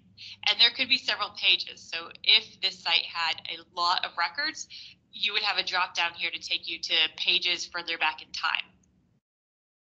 The VFC will also provide you with the program that the site is in, give a brief indication of the document type, the size of the document, the agency ID number, which is crucial for putting into your write-up, and other information. Oop. And it can also provide you kind of where that site is on the map if you needed to verify it. Okay. Okay, so that was kind of the demo of the VFC. I'm glad that one came through a little bit easier. This is just a snippet of that look. But something to keep in mind, and we tried to kind of come up with a little bit of a site progression. These titles up here, you'll see them on the VFC as the document type. So notice they're talking about institutional controls, monitoring, remediation, site closure. Well, what does all that mean? And we just put together a brief abbreviated version of what that could mean, where you have a release of some sort, be it petroleum, chlorinated solvents, or other release. After that release, once it's reported to IDEM, the site usually undergoes some sort of investigation, which is usually reported in initial or further site investigations. Once a site is investigated by drilling, monitoring well installation, delineation, you move into kind of this monitoring phase where the site is being looked at on a quarterly basis and is just being monitored to make sure that nothing is getting away from the site. If the release is bad enough or warrants it, there could be a remediation phase where maybe there's excavation going on or system installation or injections. And so, there will be reports under that remediation phase. Typically, once remediation is begun, you will have continued monitoring just to monitor the effects of your remediation to make sure it's working. And then ultimately, the site wants to go towards a site closure or no further action. And a lot of times sites will be closed with either unconditional closure or clean, meaning they've kind of met the requirements or the screening levels that are applicable, or it will be a conditional closure where they will be required to put a restrictive covenant on the deed of the property, which restricts certain activities from occurring on that property, like drinking wells or the property being turned into a daycare facility. Okay, so these kind of progression of a site are related to those document types that you would see. Okay, and then once you're in there, you'll see reference to different closure programs. For pre-1994 guidance, there really was no guidance. I think it was just a, do whatever you want. And then you get into 1994 guidance, which was an emphasis on TPH, and it still was not very stringent. So if you have a site that's being enclosed under 1994 guidance that is adjacent to your project, you might need to look at it a little bit more closely. Then IDEM had the Risk Integrated System of Closure program, which had a method to close a site once you reached a certain closure levels, both for on-site and off-site. And those sites usually were monitored really well and, were wrapped up pretty well, but have good documents that you can actually see some figures or tables to help guide you determine if contamination is getting into your proposed project area. And then now IDEM is underneath the RCG, or the Remediation Closure Guide program, which is more of a pathway evaluation and a risk-based closure. So if something's not too bad and you can say that that gas station will remain a gas station, it's an easier pathway to close that site and close that release. The problem occurs when we come in and do our construction activities, near those sites. Okay, so just some tips and tricks for things to keep in mind when you're looking at hazardous material sites. So for UST sites, or underground storage tank sites, look for recent IDEM inspection reports. If the tanks have been removed, were they sampled? So a lot of times we'll receive RFIs where the RFI will state, there's a UST site adjacent to my project area. The tanks were closed in 1982 and everything's fine. And then we go and look in the VFC and there was no sampling done, there's no reporting, there's no map. They just have a notification saying that they were going to close those tanks. And without that data or that sampling information, it's hard to say that there will be no impact. So if you had a case where you have one of these sites that had a UST closure, but no sampling data, no figures, no additional information, you might want to use one of those recommendations about the potential for contamination to be there when you do your project. And remember that if the site is pre-1970, think about lead. Lead might be an issue when you're doing your project activities. Okay, for LUST sites, or leaking underground storage tank sites, if a release occurs, it is typically assigned an incident number. And so when you're in the VFC, look for no further action or site closure letters to determine if an ERC was placed on the property or not.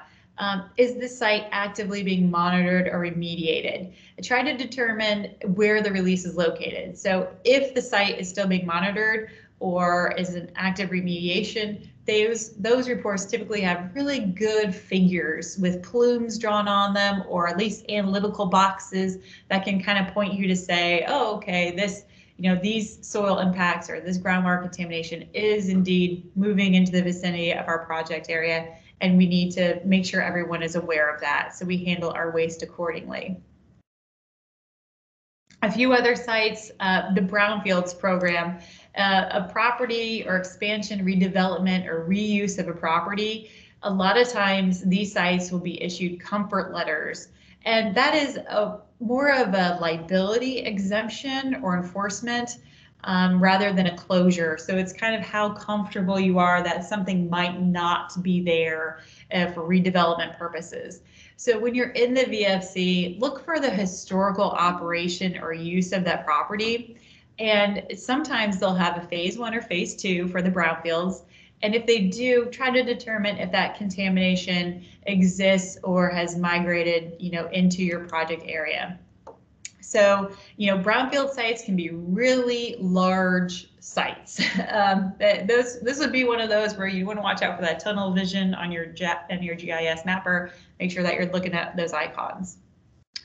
Okay, another example is the state cleanup program. So they manage sites that are contaminated with hazardous substances like petroleum, but they're not on the national priorities list. They can have high to low priority sites depending on what is there, and they can run the gamut from dry cleaning facilities to manufacturing facilities and petroleum refineries.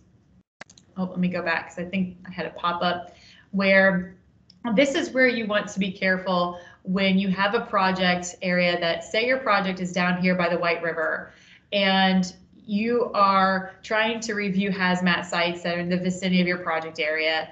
And, you know, the icon for this site is probably pretty far away. That's, you know, one of our main points where we say, don't rely on distance to evaluate a hazmat site. You should be taking a quick peek in the VFC, looking at the details and saying, okay, well, this site's pretty far away, but this plume extends down to my project area, and then making that appropriate recommendation to go with it. So, you know, my biggest pet peeve, and I think Marlene knows it, is that statement of due to distance, because a lot of times that can cause like a false sense of security when a hazmat site is far away. But state cleanup, VRP, brownfields, super funds, those sites can be very large facilities and they can have plumes that extend a long way off your site, off their site. Okay, and then we'll talk about the VRP, and then I might skip around to some slides to kind of wrap things up and see if anyone has extra questions. Again, voluntary remediation program sites, they're similar to state cleanup in that they're large facilities, they run the gamut, but in this case, VRP sites, the property owner is kind of driving the cleanup. So they are voluntarily entering the program and doing their investigation. Okay.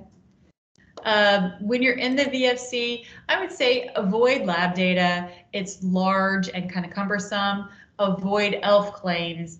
Not too concerned with drinking water compliance reports, and we don't typically look at air quality permitting. So if you have a lot of those, try to steer clear of them. That can be a good tool when you're in the VFC and you're kind of inundated with reports. Yes, you can search by program too. So using that FID number to look for a tank site can really count and narrow down the reports that you're looking at. But when you are in the VFC, look out for red words, you know, like enforcement, violation, non-compliant, emergency response. If those sites are in close proximity to your project area and you see those words come up, you know, that could be a sign that maybe you need to look at a few additional documents or do a little bit more digging to see if that potential release or violation could affect your project area. Okay, so we'll go ahead. We'll skip through these. A lot of these guidance tips are on our RFI guidance as well.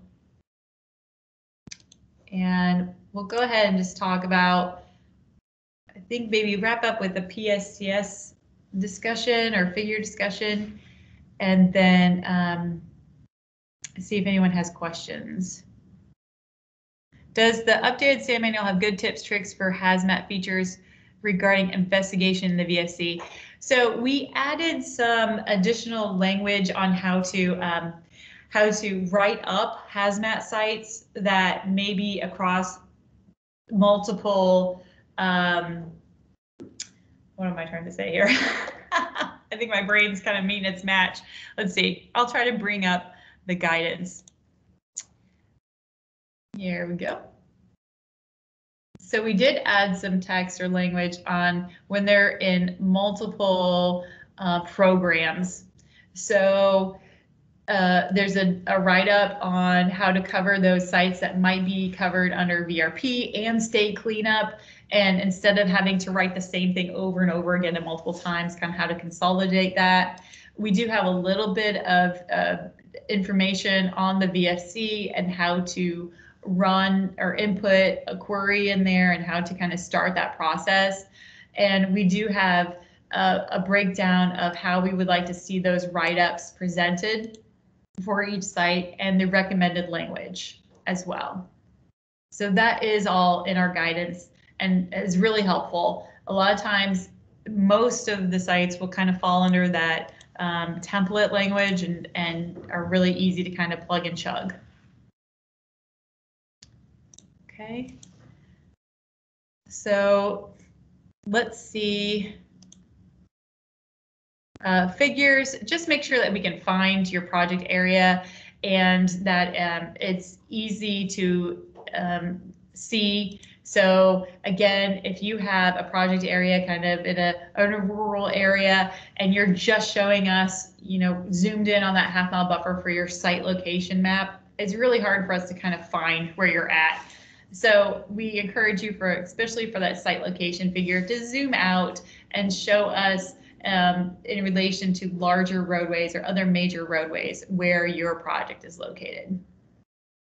I think the only real other thing, you know, a lot of that base map figure information can be found in the guidance.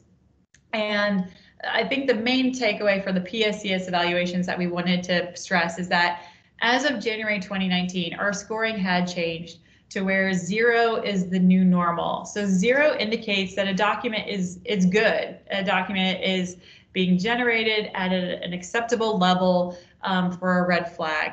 And that we do want to stress, and our biggest point is that please do not rely on INDOT SAM to complete your QA/QC for a document. You know, these RFIs, yes, they are smaller reports, and sometimes your project areas are in the middle of nowhere. But, you know, especially when you have a project in the middle of nowhere, it should be perfect, you know, because there shouldn't be a lot going on. So just make sure that you are taking another look at your report, you're giving it another glance over before you send it to us. A lot of people always want to know, well, what can I do to get a +1? And I would also say that, you know, a document has to be really great, has to use our guidance and have the appropriate recommended language. But more so, you know, what can you do to not get a negative score? And that would be to use our RFI template, use the correct guidance. Please make sure all your figures are present, that your project area is mapped correctly, that there are no large or major discrepancies between the narrative and the figure, and that all your recommendations are there as well. So, you know, some items just to keep an eye out for, make sure you're not you know, if you do cut and paste or use another report as a template, make sure you are editing and updating it appropriately. Okay, so those are kind of our big glaring things that can really affect evaluation for a red flag. So I think that is all. We are kind of at our time limit. If anyone has any questions, feel free to pop on your microphone and ask some questions or type them up. Marlene, myself, and I think Ron. Oh, Ron's here. So Ron can help out and answer questions as well for anyone who wants to stay. But thank you all for joining us. Thanks for working through some technical issues, and hopefully that went okay. And, you know, we can send out these slides. If you need any additional information or data or accompanying information, let us know, and we're happy to provide that detail. So thank you so much. And yeah, I would also like, you know, feedback if anyone wants to supply it on the INDOT University kind of template or format that we used. So thank you so much. Appreciate it. Who do we contact if we have questions about RFIs or would want to schedule a meeting? So if you have a question about RFIs in general, like you're developing an RFI for a specific project, really sending those questions to our general inbox is key. The esd.sam@indot.in.gov. And we've really noticed a big, it's helpful to us because right now, Marlene and myself and Chad, you know, we get CC'd on a bunch of emails. And while there are only 3 of us, it can kind of mess with the flow of who is doing what, especially when we're all CC'd on the same thing. You know, because then we get into, well, oh, Marlene, did you answer that, or am I going to answer that, or is Chad going to answer that? And it may seem small, but it can kind of interrupt the flow of trying to get responses and information back to people who email us. So we really have seen a huge benefit to using our esd.sam inbox.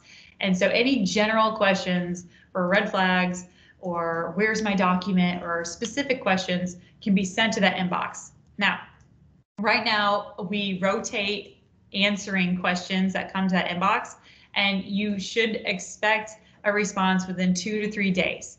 We are trying not to do instant, if we can, we will get back to you as soon as possible, but expect a bit of a delay of 2 to 3 days to get to your question. Okay, so it looks like some other kind of questions were coming up. Let me see if I can go back through. Ariana's? I answered that. Oh, you did? Okay, okay. How about, do limited RFIs have a shorter review time, or do they go into the same queue as normal RFIs? Aha! Limited RFIs go into the same queue as normal RFIs. The only ones, okay, make sure I'm saying this right, Marley. The ones that kind of get, I don't know, I wouldn't call it like a fast track, but if you have an addendum, we realize that you've already had a limited or a full RFI, your project is probably getting closer to the end, and that those are more of a higher priority when you have an addendum come in. So we try to review those faster and get those out of the way. But limited RFIs do go into the same queue as full RFIs. Other documents that are kind of pushed up the line of review would be phase 1s and phase 2s, also because phase 1 and phase 2s need to be completed prior to your Nepa document and have specific cutoff dates, and you need that information in order to have your commitments prepared. So phase 1s and phase 2s are completed in a faster turnaround as well. So hopefully that helps out. Looking for clarification on limited RFI requirements based on limited excavation. What would be considered limited? So that's a good question. So it is dependent on your project, but like we gave examples of, well, you have an HMA overlay, or you're just tearing off the top of a roadway, that would not be considered limited excavation. The curb ramp portion, though, would. Sometimes curb ramps can go down, as we've seen some as far as 5 feet down for excavation. And when you're going through a city center or a densely populated hazmat area, that could be a concern. But when it comes to guardrail, I told her light pole. Oh, light pole, yes, yes. Light poles going to 12 feet would be limited, yes, yeah. Guardrails would not. Typically, we do not want to see guardrail installation in a report, or the sole reason for a red flag being generated. Will this count as INDOT University class? No, not yet, but hopefully soon. So again, we're in the process of, excuse me, converting this training, which used to go for, gosh, this training used to be 4 to 5 hours long. And over a week, we would have people come into the computer lab and do the GIS hands-on, kind of that venue. So this is our first transition over to maybe more of a virtual INDOT University preview. So hopefully it goes well. I kind of miss doing that hands-on with everybody though, so that I do miss that. Would love the slides. Okay, we can get those to you. Oh, I'm sorry, Marlene. I see your response now. My apologies. Okay. Okay, so I know that we don't need to do RFIs for projects that have maintenance pipe replacements, but we need to do RFIs for projects that have water reports.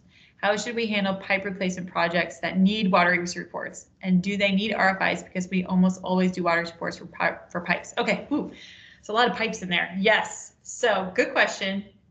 Okay, for pipes that are not mapped in bias. So if a structure is mapped in bias, be it a culvert or a small structure, then, and you're going to be doing a water report, then that would require a full RFI. But what we realized is we don't have the capacity to take on all of these pipes, these maintenance pipes projects right now with red flags. And maintenance pipe replacement in kind, or just regular routine work was covered under a maintenance activity. It was not part of the NEPA process. And since funding, they're bringing them over to cover them now in the NEPA process. And so we never looked at them before. And right now we don't have the capacity to do it. So if it is not mapped, if your structure is not mapped in bias, then you do not need to do a red flag. However, you need to coordinate with EWPO and see if they would want a waters report. A lot of these pipes, they're not connected to anything. They're equalizer pipes. They're not, they're drainage. If they have a emergent wetland in a ditch, we're not probably going to see that on our GIS layer. That's not something we could see because we're doing a desktop review. So that's kind of on EWPO to determine if they would like a waters report for those activities. And so you still need to coordinate with them. If they say a waters report is needed, go ahead and proceed with that, but you do not need to do an RFI in the back end because we can't handle that capacity right now with 3 of us for the state of Indiana. So, that's where that guidance is coming from. And I know we had to switch it up there for a few months because we thought it would not be as big of an undertaking, but we started getting huge red flags and just kind of slammed with even more of those. So, we appreciate you guys working with us through that time period. We know it was confusing. It was confusing for us as well. So, we do appreciate it. And if you have any questions about a particular project or a particular activity, feel free to reach out to us at that esd.sam@indot.gov inbox, and we will help as much as we can. Okay, so we have I would like access to these slides too. Oh yeah, okay, sure. I'm not sure exactly how I'm going to do this. Probably email it out, Ron. Is that best? Because we can't send things through Teams. We'll see the file size. Okay. And go from there. Okay. So we will work that out and get those to you for sure. When we have multiple locations for the same DES number, for example, 6 small structure replacements, how do you want the presentation of the RFI resources? Okay, that's a good question. So if those small structures are in close proximity to each other, and we usually give a standard range of about a mile. So if those structures are within a mile of each other, then you could probably cover them in one red flag. Okay, but what we've seen recently, and hopefully I'm answering your question and not going off topic too much, but what we've seen recently is where we've had maybe 6 culverts in 6 different counties, and they're trying to be smushed onto one red flag. And that causes a lot of problems just from an organization standpoint. You really have to prepare a red flag and be really organized when you're going to do that. So if you have multiple project areas that are far apart from each other, it is best to do those in individual red flags. So if you had 6 culverts that were, more than a mile apart, say you had those 6 culverts and they were 5 miles away from each other in all directions, our recommendation, unless you could really master it of kind of that organization, is to do 6 different red flags. And if you have any questions about how to break that up, feel free to, again, ask us at that general inbox. But when you do, please send us some figures, some initial figures with some call outs of where those locations are at, so that we can have an understanding of where you're at and how best to organize that for the reports. Okay, so hopefully that was helpful. When is it appropriate to ask for an expedited review? How far away from the CE approval due date should we be reaching out? So when is it appropriate? It's appropriate when your project is kind of at risk because of the red flag. So if you're having to change dates of schedule dates because of a red flag, please reach out to us and we can do that. They should coordinate. Yes, and you should be coordinating with the INDOT project manager in order to determine if that's needed. So again, we understand that we have a backlog and we want to help everyone get their project out as quickly as possible. That's why we do ask that the red flag be submitted early in the process. If it can't be for some reason, work with your PM. We will work with you, and just be prepared to get back to us quickly. Okay. Should the PM make the request to you? Yes. So the INDOT PM should send an email to our general inbox, the esd.sam inbox. Yep. And thank you. It should, sorry, Marlene just reminded me that that's okay, my brain's kind of frying out. Okay. The SAM manual has a written detail on how to request an expedite review, and that guidance is that the INDOT PM would be sending us an email to our general inbox with a requested due date, so a specific date that you want the report by. So a lot of times we will receive an email that says, my RFC is in June, I need it right away. And we're like, well, when? Give us a date, because remember, right now we have, we have about 300 and some 360 documents in our review queue, and the expedite review list varies on a month-to-month basis. And so, the more expedite reviews we have, the less time we have to do that backlog. So please make sure that it is a real need for it, and that you provide us a date that you need it by, so that we can manage our other duties and make sure that we are hitting everything and getting everyone what they need.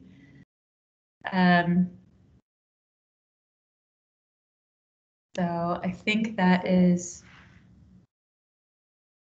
that all?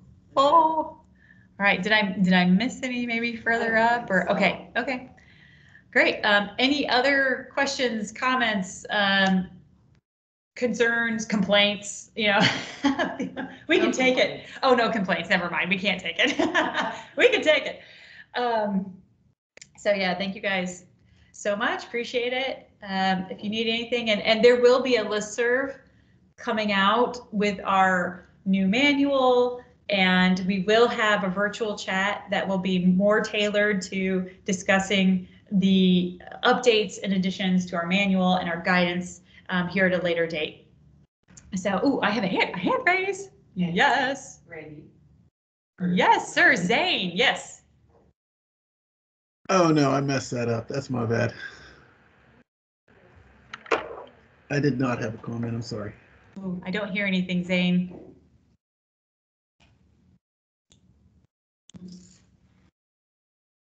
Oh, no comment. Okay, are you sure? Oh, you use your hands and everything. I love that icon. Although I've clicked on that incorrectly several times and like, how do I get rid of it?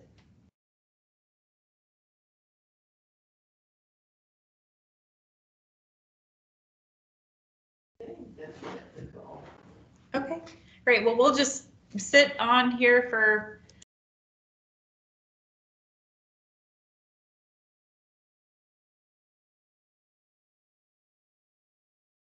So, sorry, I just said we'll probably just sit on here for another 5 minutes, and thank you everyone for participating.